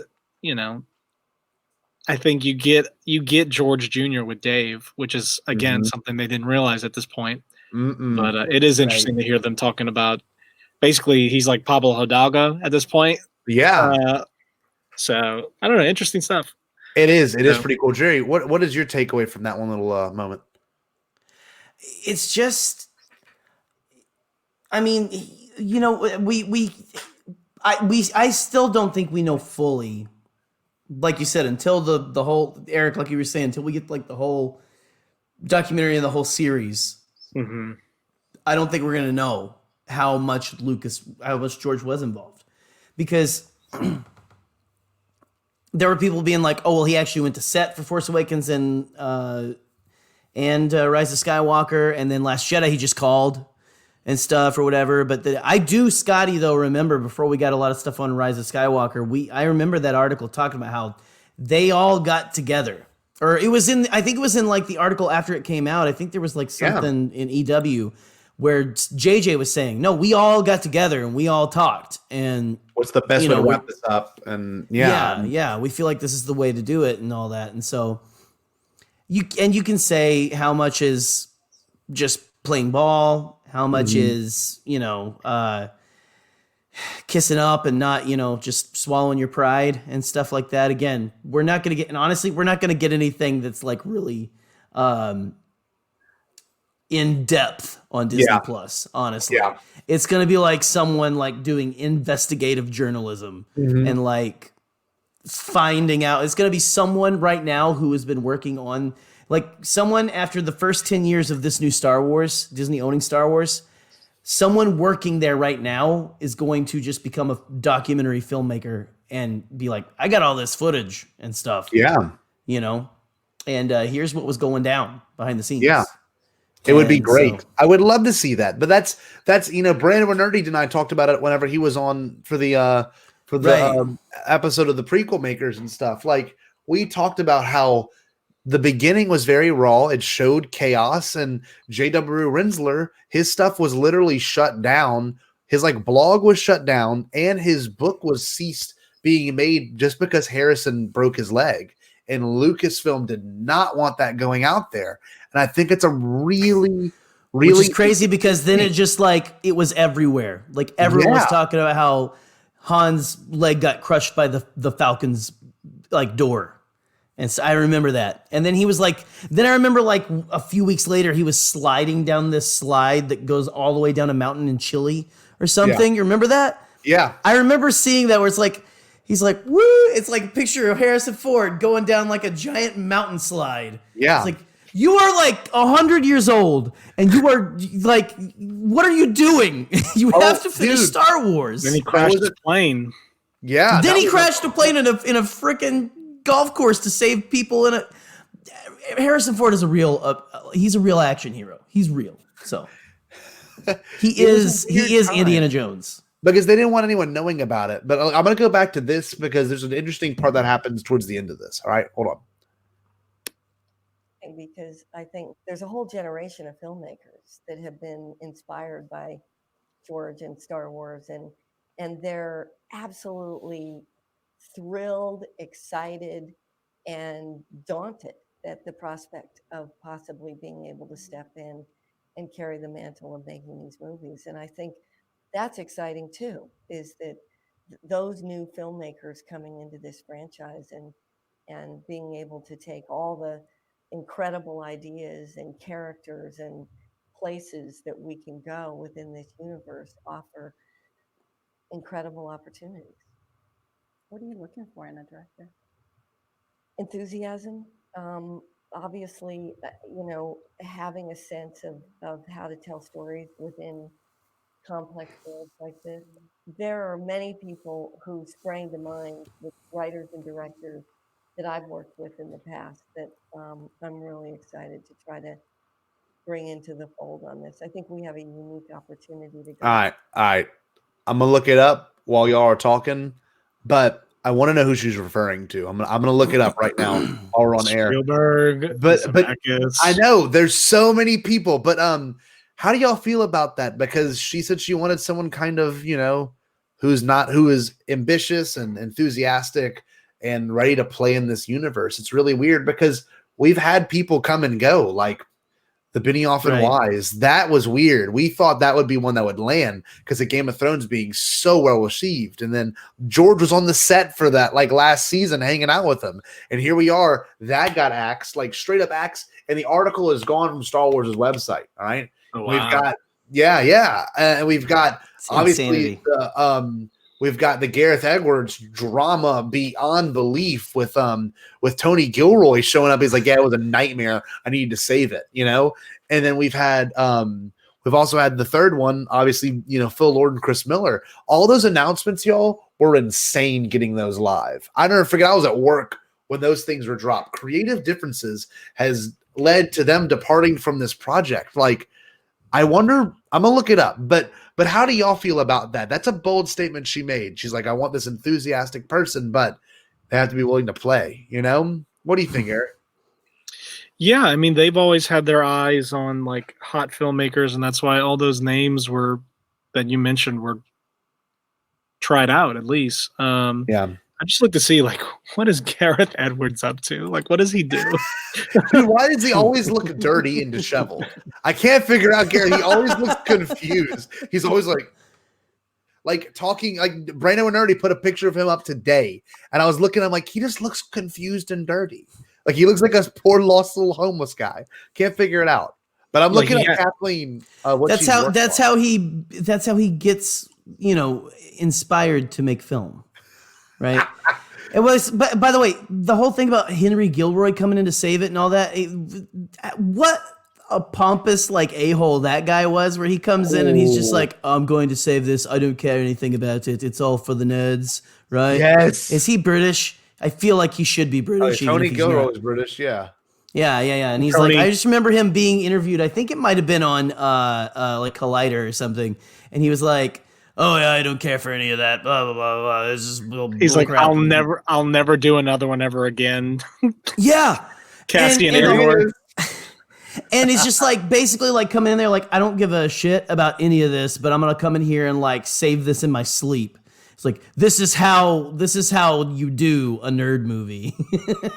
Oh, it's amazing. We have Rogue One now, and now we're gonna have Andor. Coming down the pike. So I've got a bunch of them pulled up.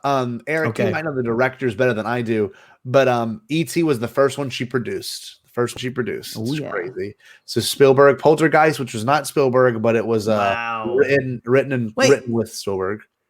I was gonna say he produced that too as well, at least. I believe so.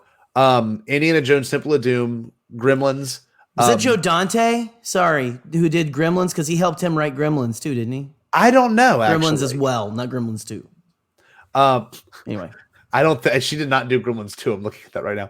No. Gremlins. No, I know. Gremlins. I know, but it's funny you said it. Back to the Future, Goonies, Young Sherlock Holmes, The Color Purple, all these other things are some I'm not really familiar with. Oh, Batteries Not Included. It's a great movie. Who Framed Roger Rabbit? That's huge. Land Before Time. That was like my childhood when I was 3. I would watch that and cry like when I was a 3-year-old. Back to the Future. Let's see. Hook. Let's keep it going. You're literally naming the VHS shelf at my family's house when I was young. All the Tiny Toon Adventures. She produced all of those. 98 episodes. 98 episodes. Did Spielberg have something to do with that? Because Spielberg created Animaniacs too. Yeah. Right? Does she have anything to do with Animaniacs? Because I'm going to flip my friggin' lid if she I didn't see it on here. No. Jurassic Park. Schindler's List. Let's see. I don't know what Congo is. Congo with the like genetically changed gorillas. I never saw it, but I guess I remember it coming out. They had like action figures and all kinds of stuff. People talk about how the rocks floated because they were fake.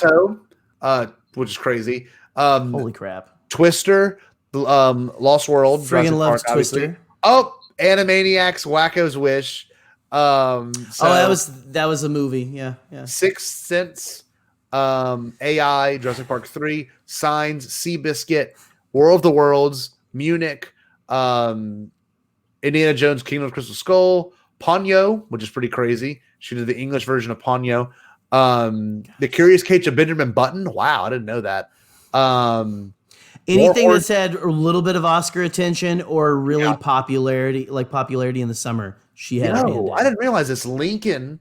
Okay, she did that in 2012. Then we lead to when that Spielberg Force Awakens, and then she produced BFG, The Girl on a Train, Rogue One, obviously all the Star Wars stuff. Let's see what else. Yeah, that's what we're looking at right now, y'all. That's some pretty heavy parts. Yeah, so but Scotty, it's like she doesn't know what she's doing with. Sorry.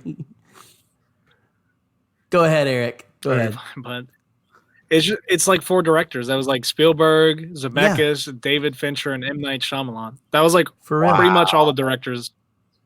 Why hasn't M. Night got a Star Wars yet? That's a good point. That he would make a 6 Star Wars show. What's a twist? Maybe he will. Yeah, at the end, like I actually love M. Night Shyamalan stuff. Like I don't care what the haters say. I actually do like a lot of this stuff. I didn't even think about David Fincher, Eric. People have wanted Fincher in forever. Yeah. So I bet, dude, James Cameron too, even though I don't know if she's worked with him, I bet they wanted him at one point. But he's like, I got to write 6 avatars. Making my own Star Wars here. They're all going to be underwater too. They're going to be filmed on the Titanic. If Disney knows what they're doing, then like the avatars will like be in the next Senate, like E.T. was, but like but not really canon, but just like as a joke. Oh, I'd love. No, that's canon. He recognized Yoda, so that's canon. That's canon. I don't know. He did recognize Yoda, but like, that was just them having fun. It's a fun thing. It's like if me and Scott were like Spielberg and Lucas, and I'm like, hey Scott, I'm gonna put a roach in the. It'd be great. You guys are something else. I'll tell you what though, Scotty, guys, Eric, with that track record, she that's a great track record, but she does not know what she's doing with Star Wars at all. This lady. She's touched every single part of, like everything that's been special to me in my entire life, every movie, every film. But she didn't know what the heck she's doing with Star Wars. So anyways, go on. Fire Kathleen. Rob Zemeckis. No, Fire Rob Zemeckis. All right. Here we go. It's not going to be people who don't already have some affinity for Star Wars, probably. It's going to be somebody who really appreciates what Star Wars meant to them and is excited to dive in and be a part of this. I think that's the thing that I think will become immediately apparent are the directors who walk into the room. That's been pretty consistent. Can't wait to be a part of this. Well, and since you brought it up, I suggest that everybody send their resume to you, not to Kathy. She doesn't have time. Yeah, I think it's going to be a pretty long list. All right, do you think they boned? George and Kathleen Kennedy? No, I think Kathy's been married to Frank Marshall for a long time. Yeah. But does Frank Marshall and her swing? Does George Lucas? Well, is George okay, Lucas hold on. Newsflash. They got married in '87, so she made a lot of films with George. Ooh. Before that. Ooh. Or at least a couple. A lot of parties at Spielberg's place. They've definitely kissed.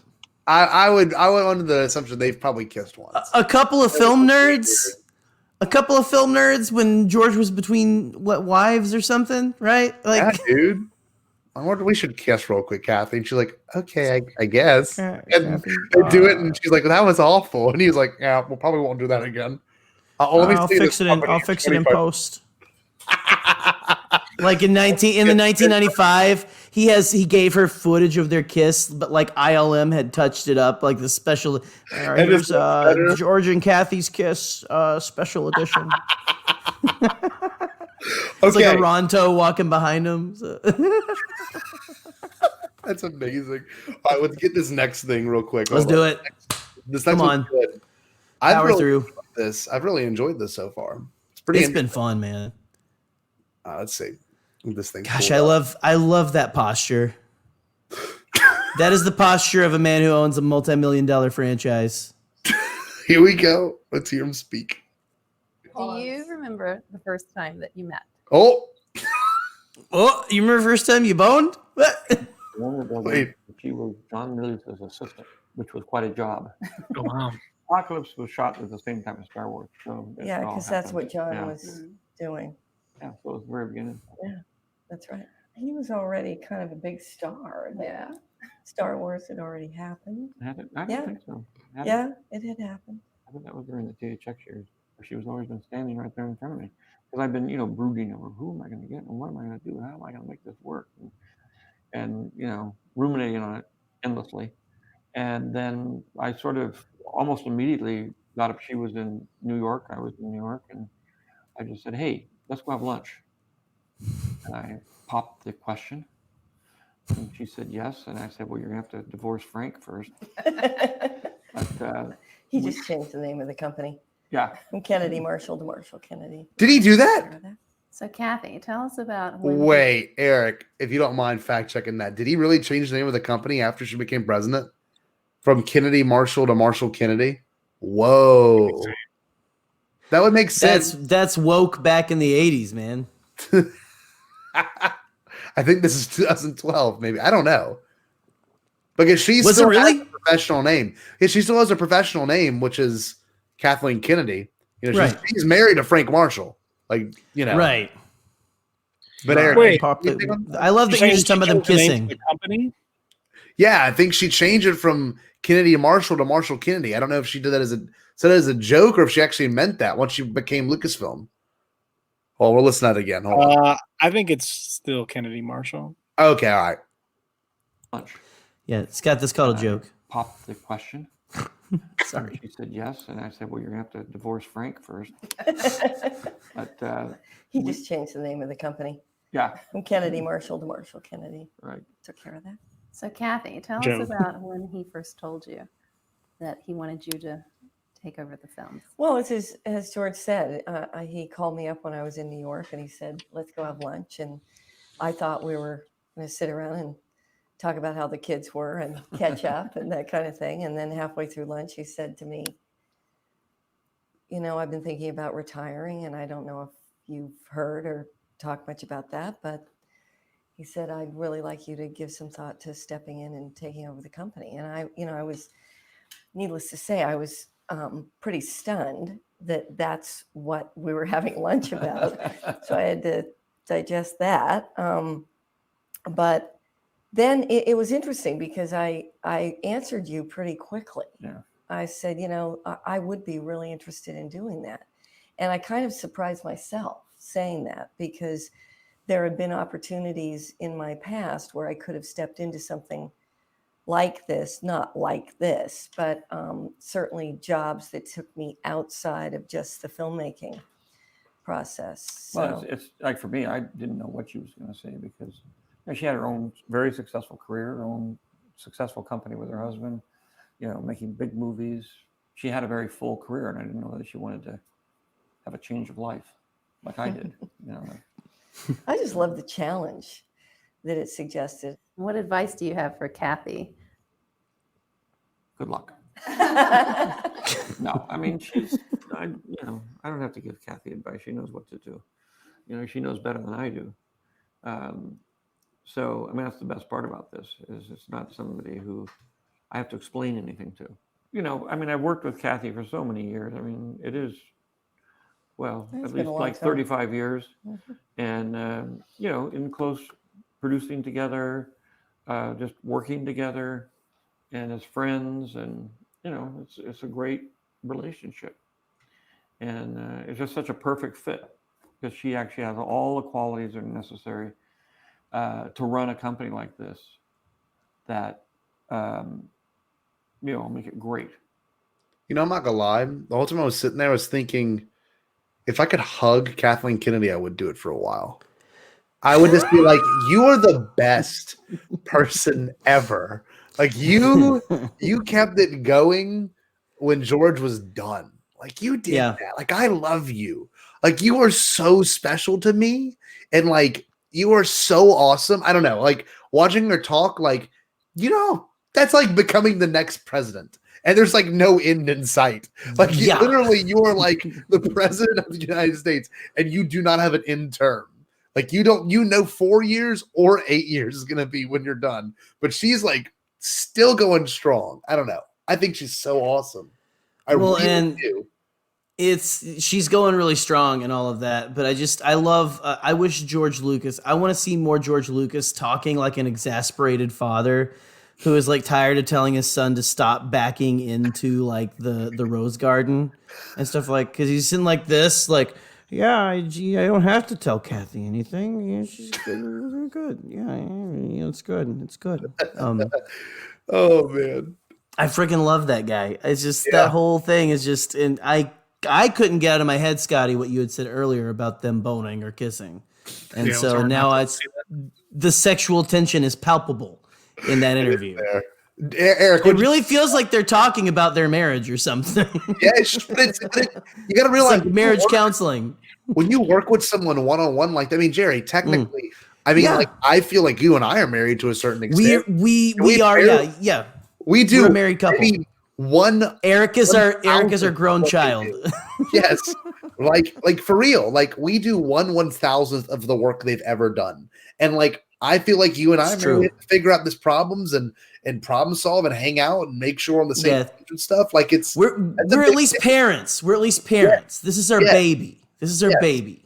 Eric, what do you think of all this, bud? Yeah, no, it's interesting. I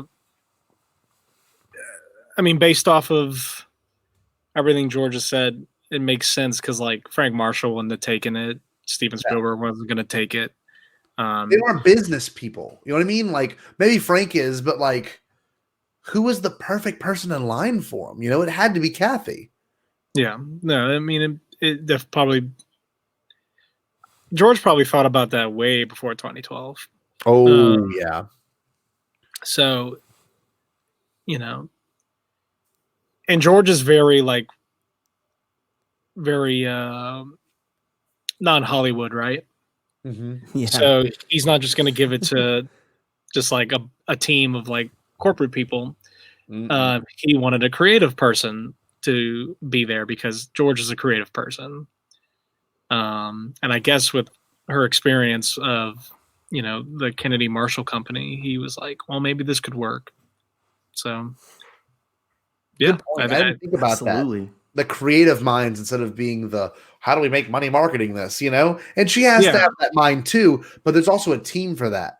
I mean, she is officially a president in terms of, what she does, what she delegates, She's the one that'll say, this is not working out. We need to get rid of these two goons, Phil Lord, Chris Miller, gone. Then they got replaced with what should have been a veteran director the entire time. You know, you get Ron frickin' Howard, who was perfect for that role to begin with. So it's like these switches had to happen because, I mean, I'm glad to say we haven't seen the Star Wars era yet where they started something and they said, we're cutting it like full on, you know, like the Benioff and Weiss thing was an example, but at least we didn't see any footage of it, you know, like there's a lot of things that haven't happened that way yet.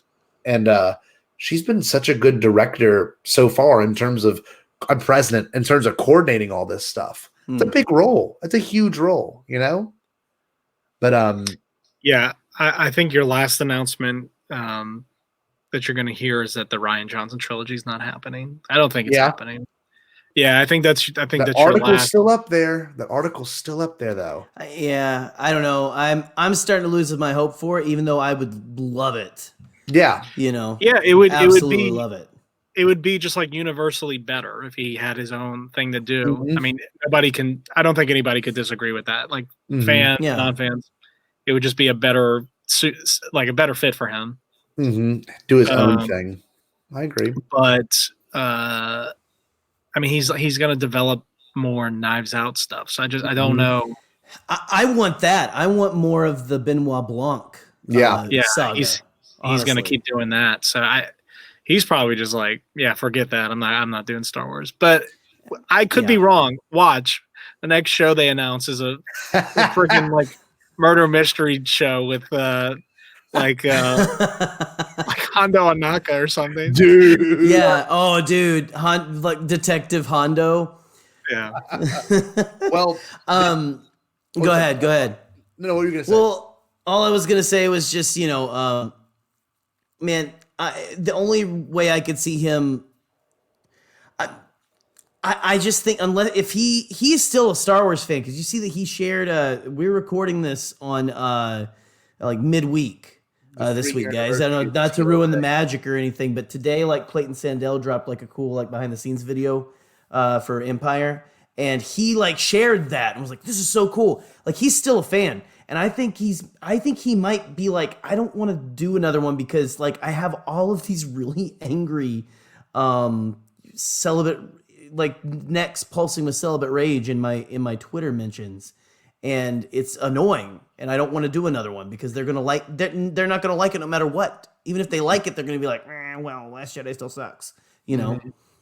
That's I could just see him being like, because Ryan is a fanboy. He's a fan, so I don't know. I could see him being like, nah, I'm good. I'm gonna do my Benioff and Weiss, my Benoit Blanc. Well, wait, this is mystery. kind of cool. Because it ties into what we were just talking about with Brian. Okay. This part's about reflecting on the Star Wars phenomena. Like, this is a cool one. I watched this when I was in the shower earlier. So let me get it pulled up. Make sure I shared the audio. I'm not going to be able to not think about you in the shower now that you've mentioned you can ask anyone. I watch nothing but YouTube videos in the shower. I literally have a little area I prop it up at. I watch literally behind the scenes of the Attack of the Clones this weekend. Every time I got in the shower, I watched like 15 minutes of it, just bathing. But anyway, let's keep this going. There's got to be a Beyond the Blast Door show in there somewhere, like shower time YouTube with Scotty. 35 years, and it's just as strong as ever. Why did everybody ask that? If anybody knew what the answer was, they'd do it. Yeah. I think I've never seen that much emotion. This is like sassy. This is like your dad, Eric. This reminds me of Eric Sassy Lucas. Just watch his face. Watch. It's lasted for 35 years, and it's just as strong as ever. Why did everybody ask that? I've never seen George make that face. Why don't I ask that? Oh my god! Look at the Vader statue in the back. It's like Phasma. All right, keep it going. If anybody knew what the answer was, they'd do it. Yeah. I think it is hard with things like that. If anyone knew what the answer was, they'd do it. Duh. When something Dummy. becomes a cultural phenomenon, especially when you're talking about people who grew up with something that affected them. One of the things that's interesting about it is their perspective on that changes. Whatever it is they took with them when they saw it when they were 7 is going to be different than somebody who saw it when they were 20, as opposed to, older or younger. And I think that it's become a part of popular culture. It's become a part of the vernacular. It's got ideas in it that I think are very bonding culturally because they're shared by a generation. You don't ever really know why that happens. That I think is why the word that explains it is phenomenon, because it is a collision of things that you can't necessarily explain that George created that spoke to people. They related to it in some way. It hits something deeper than themselves. Well, it's based on human behavior, human psychology, mythology, which is the sort of archaeology of human behavior and thinking. And since it has those motifs, it is very universal, and everybody can relate to it.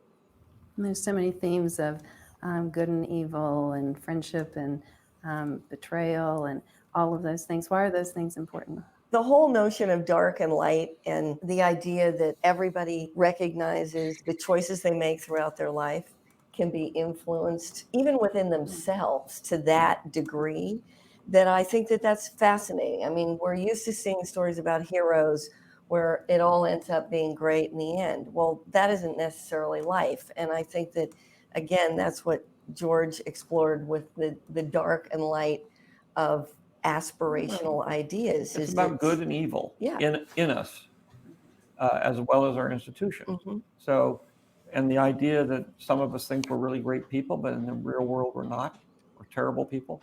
Or you can make bad choices. Well, you make bad choices, but you run your life in a very selfish way, and you think you're doing good when you're actually not.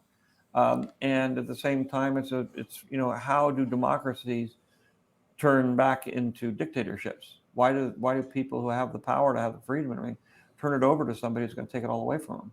It's happened through history forever and ever, and all Star Wars is a way of updating that idea to say, watch out, because there are people out there who don't play by the rules, and if you're not careful, you're going to lose all your freedom. And at the same time, those people who may not play by the rules because they're selfish and greedy turn themselves into evil people who don't care about other people. There you go. The essence of Star Wars. Such an old man way to. So well studied. He Dude. did the Dave Who don't care Filoni about thing. other people. But here we go. There you go. The essence Playing of out Star Wars. today. That's just how he is. That's awesome. Why does it feel like the lady that's interviewing them is like Kate McKinnon playing a character on SNL? Like, why does it feel like? It feels like her playing like the character that today I gave my cat 2 baths or something. Like, it just feels like a Kate McKinnon character. Kathleen Kennedy's like sister. I don't know. It looks just like Kathleen Kennedy. So really, it just looks like Kate McKinnon in a wig to me. It's we know this or something, like I'm just trying to think of all the Kate McKinnon characters. She just looks like awesome. Kate McKinnon going, yes, are you going to make more nerd movies? Yes, okay. So that was an interesting one because it was all about the phenomena of Star Wars, obviously. Yeah. A huge thing to have to wrap your brain around, but how do you continue that phenomenon? And I really do think the sequel trilogy successfully did it. I mean, I have kids growing up, that are like, I love Rey. I asked literally as students, like, I love The Last Jedi. I love Rise of Skywalker. I'm like, that's y'all. That's the next group, Right. I'm getting to see it play out. And they successfully did it, I mean, these kids, let's be real. Let's be real honest here. If they're a diehard Star Wars fan when they grow up like we are, they'll go, oh, George didn't make that one. But kids growing up, they don't know a difference. You know what I mean? Like, they don't know that's not Star Wars is Star Wars to them. Right? Yeah, And I think Kathleen and the group that made all the sequels really have captured that phenomena again. Obviously, Eric is the first to say that when he saw The Force Awakens, it was a freaking frenzy. It was the most hyped thing ever, right? Oh yeah. No, I mean, literally nothing has ever touched it. Like maybe Endgame. For me. Yeah. It was to me, Force Awakens alone was a phenomenon that we were like back, and I was buying all these tickets for these people, and we showed up 4 hours early. And so awesome. Like the news filmed me running to the theater because we didn't have reserved seats yet in our city. Yeah. And yeah, I mean, it was everybody was dressed up in line. Literally, we sat in the theater for 2 hours, and just like that, and the movie was on. Yeah, I mean, I don't even, I agree and disagree with Scott on a level. I think Force Awakens alone was like, holy crap, we are back. Like everything in the Force Awakens sphere, like the press, the lead up, the trailers was like literally perfect. Oh, dude, I went to Horse Friday too, and that was insane. It was insane. So the good. first time they ever did that. But anyway, sorry, Eric. No, you're fine. I'm just Force Awakens. It's awesome. It was awesome. What Yeah. In conclusion, yeah. Jerry, what was that like for you to know that it was back and they transitioned to that future properly? It was just kind of crazy. I remember the first year, it was like right before I was following some stuff. Like I would be excited to see stuff for like Phantom Menace and Attack of the Clones. I was like getting like, Star Wars Insider before Phantom Menace came out, reading those things as much as I could. Like, oh, there's Phantom Menace stuff in there, I remember there was, I think I'm so taken with Sebulba because of a Star Wars Insider interview, and they were talking about Sebulba in there, and I for a long time, have I told you this? I for a long time thought that his name was pronounced Sebulba. And I had a buddy that we were like, we were reading that magazine after school. We're like, whoa, yeah, where'd Eric go? Oh no, he went to use the bathroom. Oh well, yeah. Oh, see. If we were professionals, we wouldn't have even said anything. But now it's just you and me and Rob and George. Going, but no, that's crazy. I get that. But what's funny about that, my buddy that I was watching that with, after I saw the movie, he's like, oh, it's Sebulba. He was like, I still like Sebulba better. And I'm like, you're a friggin' idiot, dude. Like, come on. That's epic. I love that. Dude, I don't even know. And I've been thinking about, we've been talking about this whole Disney buying Lucasfilm, and we're gonna do Star Wars now, and talking about how we just now are getting all these announcements and stuff where this is what we want, this is what we thought it was gonna be when it first started. Mm-hmm. But we're mentioning a very interesting phenomenon where you had a generation who grew up on the originals. You have us who basically are the prequel generation. I count myself, I'm kind of in between a little. Yeah. But I was again, George Lucas sweet spot, 12 years old right when Phantom Menace came out. Yeah. And there was still a lot of, I remember that before all of that, there was a lot of prequel hate still. Mm-hmm. Even right up until, and I remember I finally had to just be all right, yeah, I guess they're not as good as the originals. Yeah. Whatever. And you get to this point where now it's the prequels are adored. The prequels are part of Star Wars. People Mandalorian's honoring them. Yes, the whole story. Mandalorian is the glue that's holding the canon together for me right now. And that's what these stories are going to be. That's what I'm so excited about them. That's what I'm canon junkie. I'm I want it all to be more cohesive, right? And I think we're going to have that again with they had to do the sequel trilogy. They had to get people over the prequel hate, which is still kind of there, but they had to get they had to go and say, these aren't the prequels, and Force Awakens did that and all that. So here we are now at this interview spawned all this. And this was our dream. Our dream was all of this, that we just got this last week, right? Mm-hmm. Is we are living in Star Wars now. We are inundated. And I mean, were there people talking about was it fatigue? I'm well, not me. I bring it on. I never, y'all, and Eric, I mean, I'll take it all. I have family members that have said that to me, is it too much? How? Stop worrying.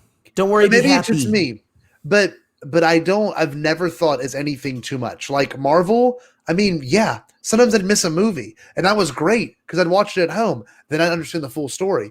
If you really feel like it's too much, then pick and choose. That's what they're giving you an option. But when you watch those shows, do not feel left out whenever they're in the Acolyte, they mention Plagueis or something crazy. Right. Or in Rangers, they mention, something insane that happened in Resistance. Or whatever. I mean, that wouldn't be actually, that's not canonically correct. But like you've got to be accepting of that. We're going to get more of it. If you want to sit out, then sit out. But whenever things go over your head, like a lot of people, a lot of Mando stuff have gone over people's heads. Like Ahsoka, obviously, my uncle's like, hey, who was that? My uncle Ricky, Troy's dad, and I'm like, oh, literally at dinner, we're like, we got to tell you all about Ahsoka now. That's Anakin's failed Padawan, blah, blah, all of this crazy stuff. And like these people are now going to have to get caught up if you want to enjoy the full spectrum of storytelling. It's all there for you. Like it is. Well, it's going to be there for you. And you don't. That's the beauty of it, is they don't have to. No, right? They don't. Because this has shown us that like they can just chuck in these characters that a lot of us know about, and we're like, holy shit, that's Bo-Katan. Maul and then was the greatest one still to this day. Maul and Solo is insane. Yes, that one was a little more like off the. To me, I was even like, what? Yes, you know? but the way they've been doing it with Mando is like perfect. So it's like this is gonna be like they can just do whatever they want.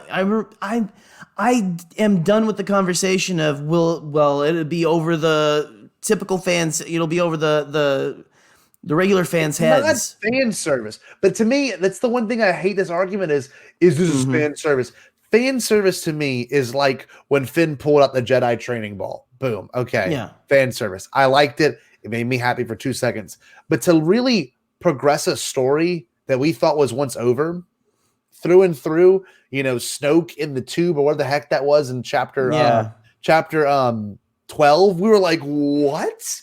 Like, what was that? If that it makes sense in another character's story, if it makes sense for like a big character to come through, all the characters they've put in The Mandalorian have something to do with Mandalore.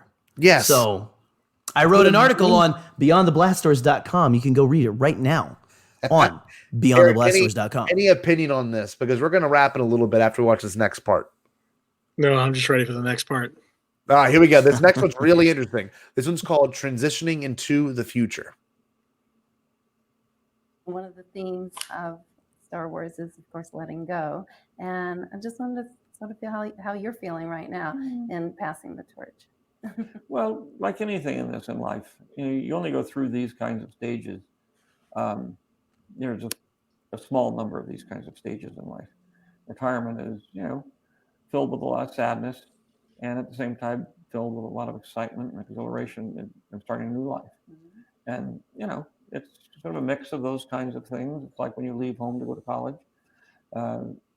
There's like when you get married. There are things that it's like scary and fun, and I'm looking forward to trying new things. Callie, what are you most excited about? I would say the same thing. It's funny. I find that it's been interesting with George and I because we've been talking about this for several weeks now as I've started to get to meet people and get to know how the company works and whatnot. And usually at the end of my phone calls with him, I end up saying, so how are you feeling about this? Because he's going through a transition out of the company. I'm going through a transition out of just producing movies into running this company. And so all of my emotions are caught up in new beginnings as he's segueing out. So it is a thing that I think the two of us constantly kind of check in with one another to see, okay, where's the balance? Is the balance happening here? Because I have a tremendous amount to learn from George. There's things that I want to preserve within the spirit of this company. And as it moves into Disney, I think it's vitally important to anything we create that we hold on to the spirit of what started all of this. So I would say that's really important to me. That's it. I wish there was Amen. more. I wish there was more to it because it's so good. I would love to have seen that full hour-long discussion they had. Yeah. Oh, it'd be incredible. But boys, great way to wrap all this up. I'm glad we could do this for 2 hours and hang out and just talk about this because this was a big moment in Star Wars history. And I don't think people realize it, but Eric, you said it the absolute best. What we got literally last Thursday was this dream that we all had back in 2012 completely manifesting. Okay. And I'm sure we all wanted Luke and Han and Leia back, and we got it. And it was really good, actually. And we all wanted its own unique storytelling. But now we're in this really interesting era where they can jump across the timeline, and we don't even know where they're going to go half the time. And we're going to be able to really enjoy all of this together. It's just, that's special. What a great time to be a fan. Like, seriously, y'all. It's amazing. It really is. But yeah, absolutely. Sorry, that's the only way to end this conversation is like the old man. Well, we're done. Clap. You know. No. Any final thoughts, kiddos? Anything you want to add to that, Jerry? Just to kind of tie this nice little bow on this Christmas gift to our fans.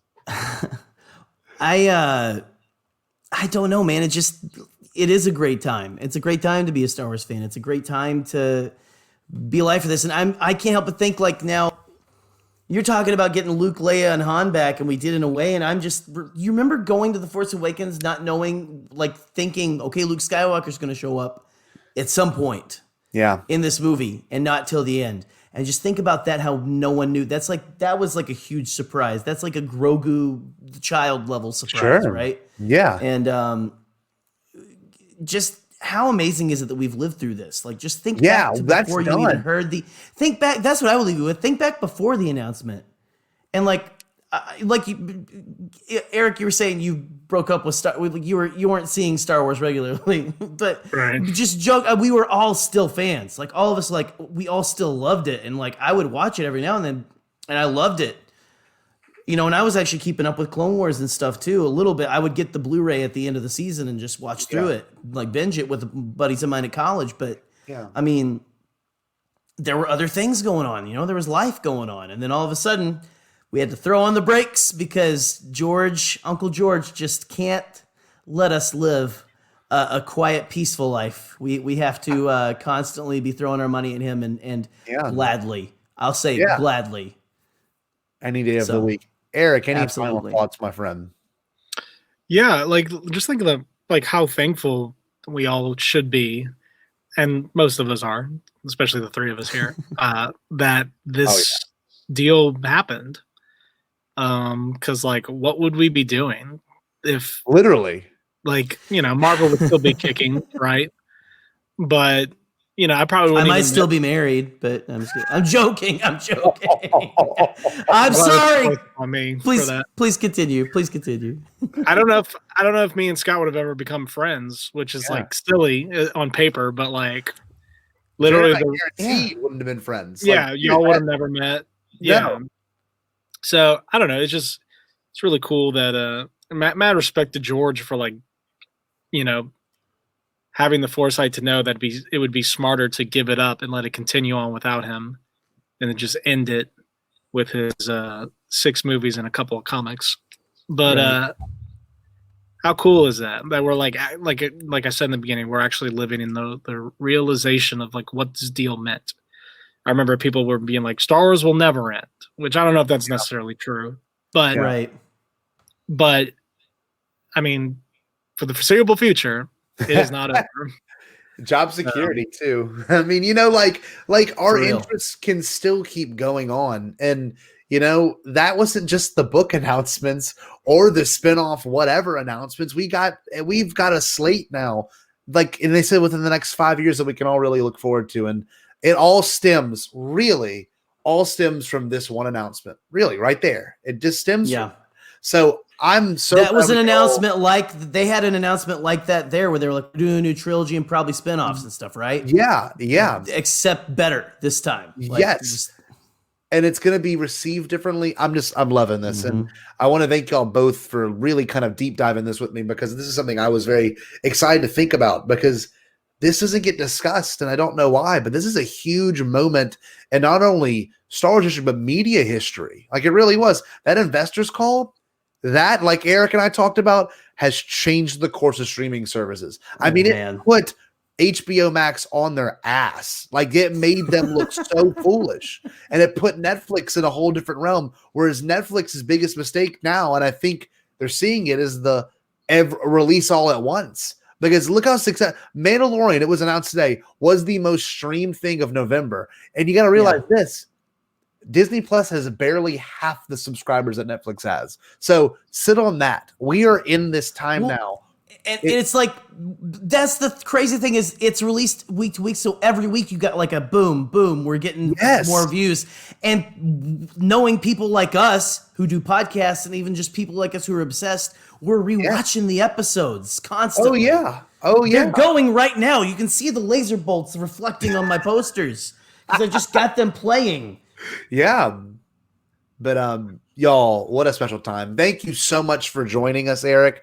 Love having you. Eric, where can we find you again? On the couch behind Scott. That's where we want you, man. That's where we want you to be. Right there. No, someday we'll all three be on that couch. Hell yes. Next year's call, dude. Yeah, yeah. Boom. Hell yeah, man. We're going to get it. You guys wait. You heard it here first, okay? You heard it here first. Also, real quick, if George Lucas does direct this next episode of The Mandalorian, Scotty, I'll go ahead and say it on air. If we're gonna, were you gonna pitch it? Were you gonna like set it up for me here in a second? Do it. Just do it. Okay. Scotty thinks George is gonna direct that next episode. If he does, I will have already shaved my head by the time you're seeing this. Oh my! So I honestly don't know why, but yeah. So if he does, then you guys will. The next episode, I will be like bald. Okay. All right. We'll see. It's gonna happen. It's gonna happen. It happened last night. If he did. So. Oh, it'd be here amazing. we go. Look. You know, you can always find us at Beyond the Black. If you've really enjoyed this, please go support our Patreon. Of course, $5 a month can get you all kind of exclusive content from me and Jerry and everyone on the network. Also, if you liked listening to this, review us on iTunes, app, our podcast page, whatever it's called. Give us 5 stars. And by all means, Eric, what should the wonderful people do? One announcement. Next week, Scotty has something very exciting to share with the viewers. Oh, is this just a sizzle? Bombadcast.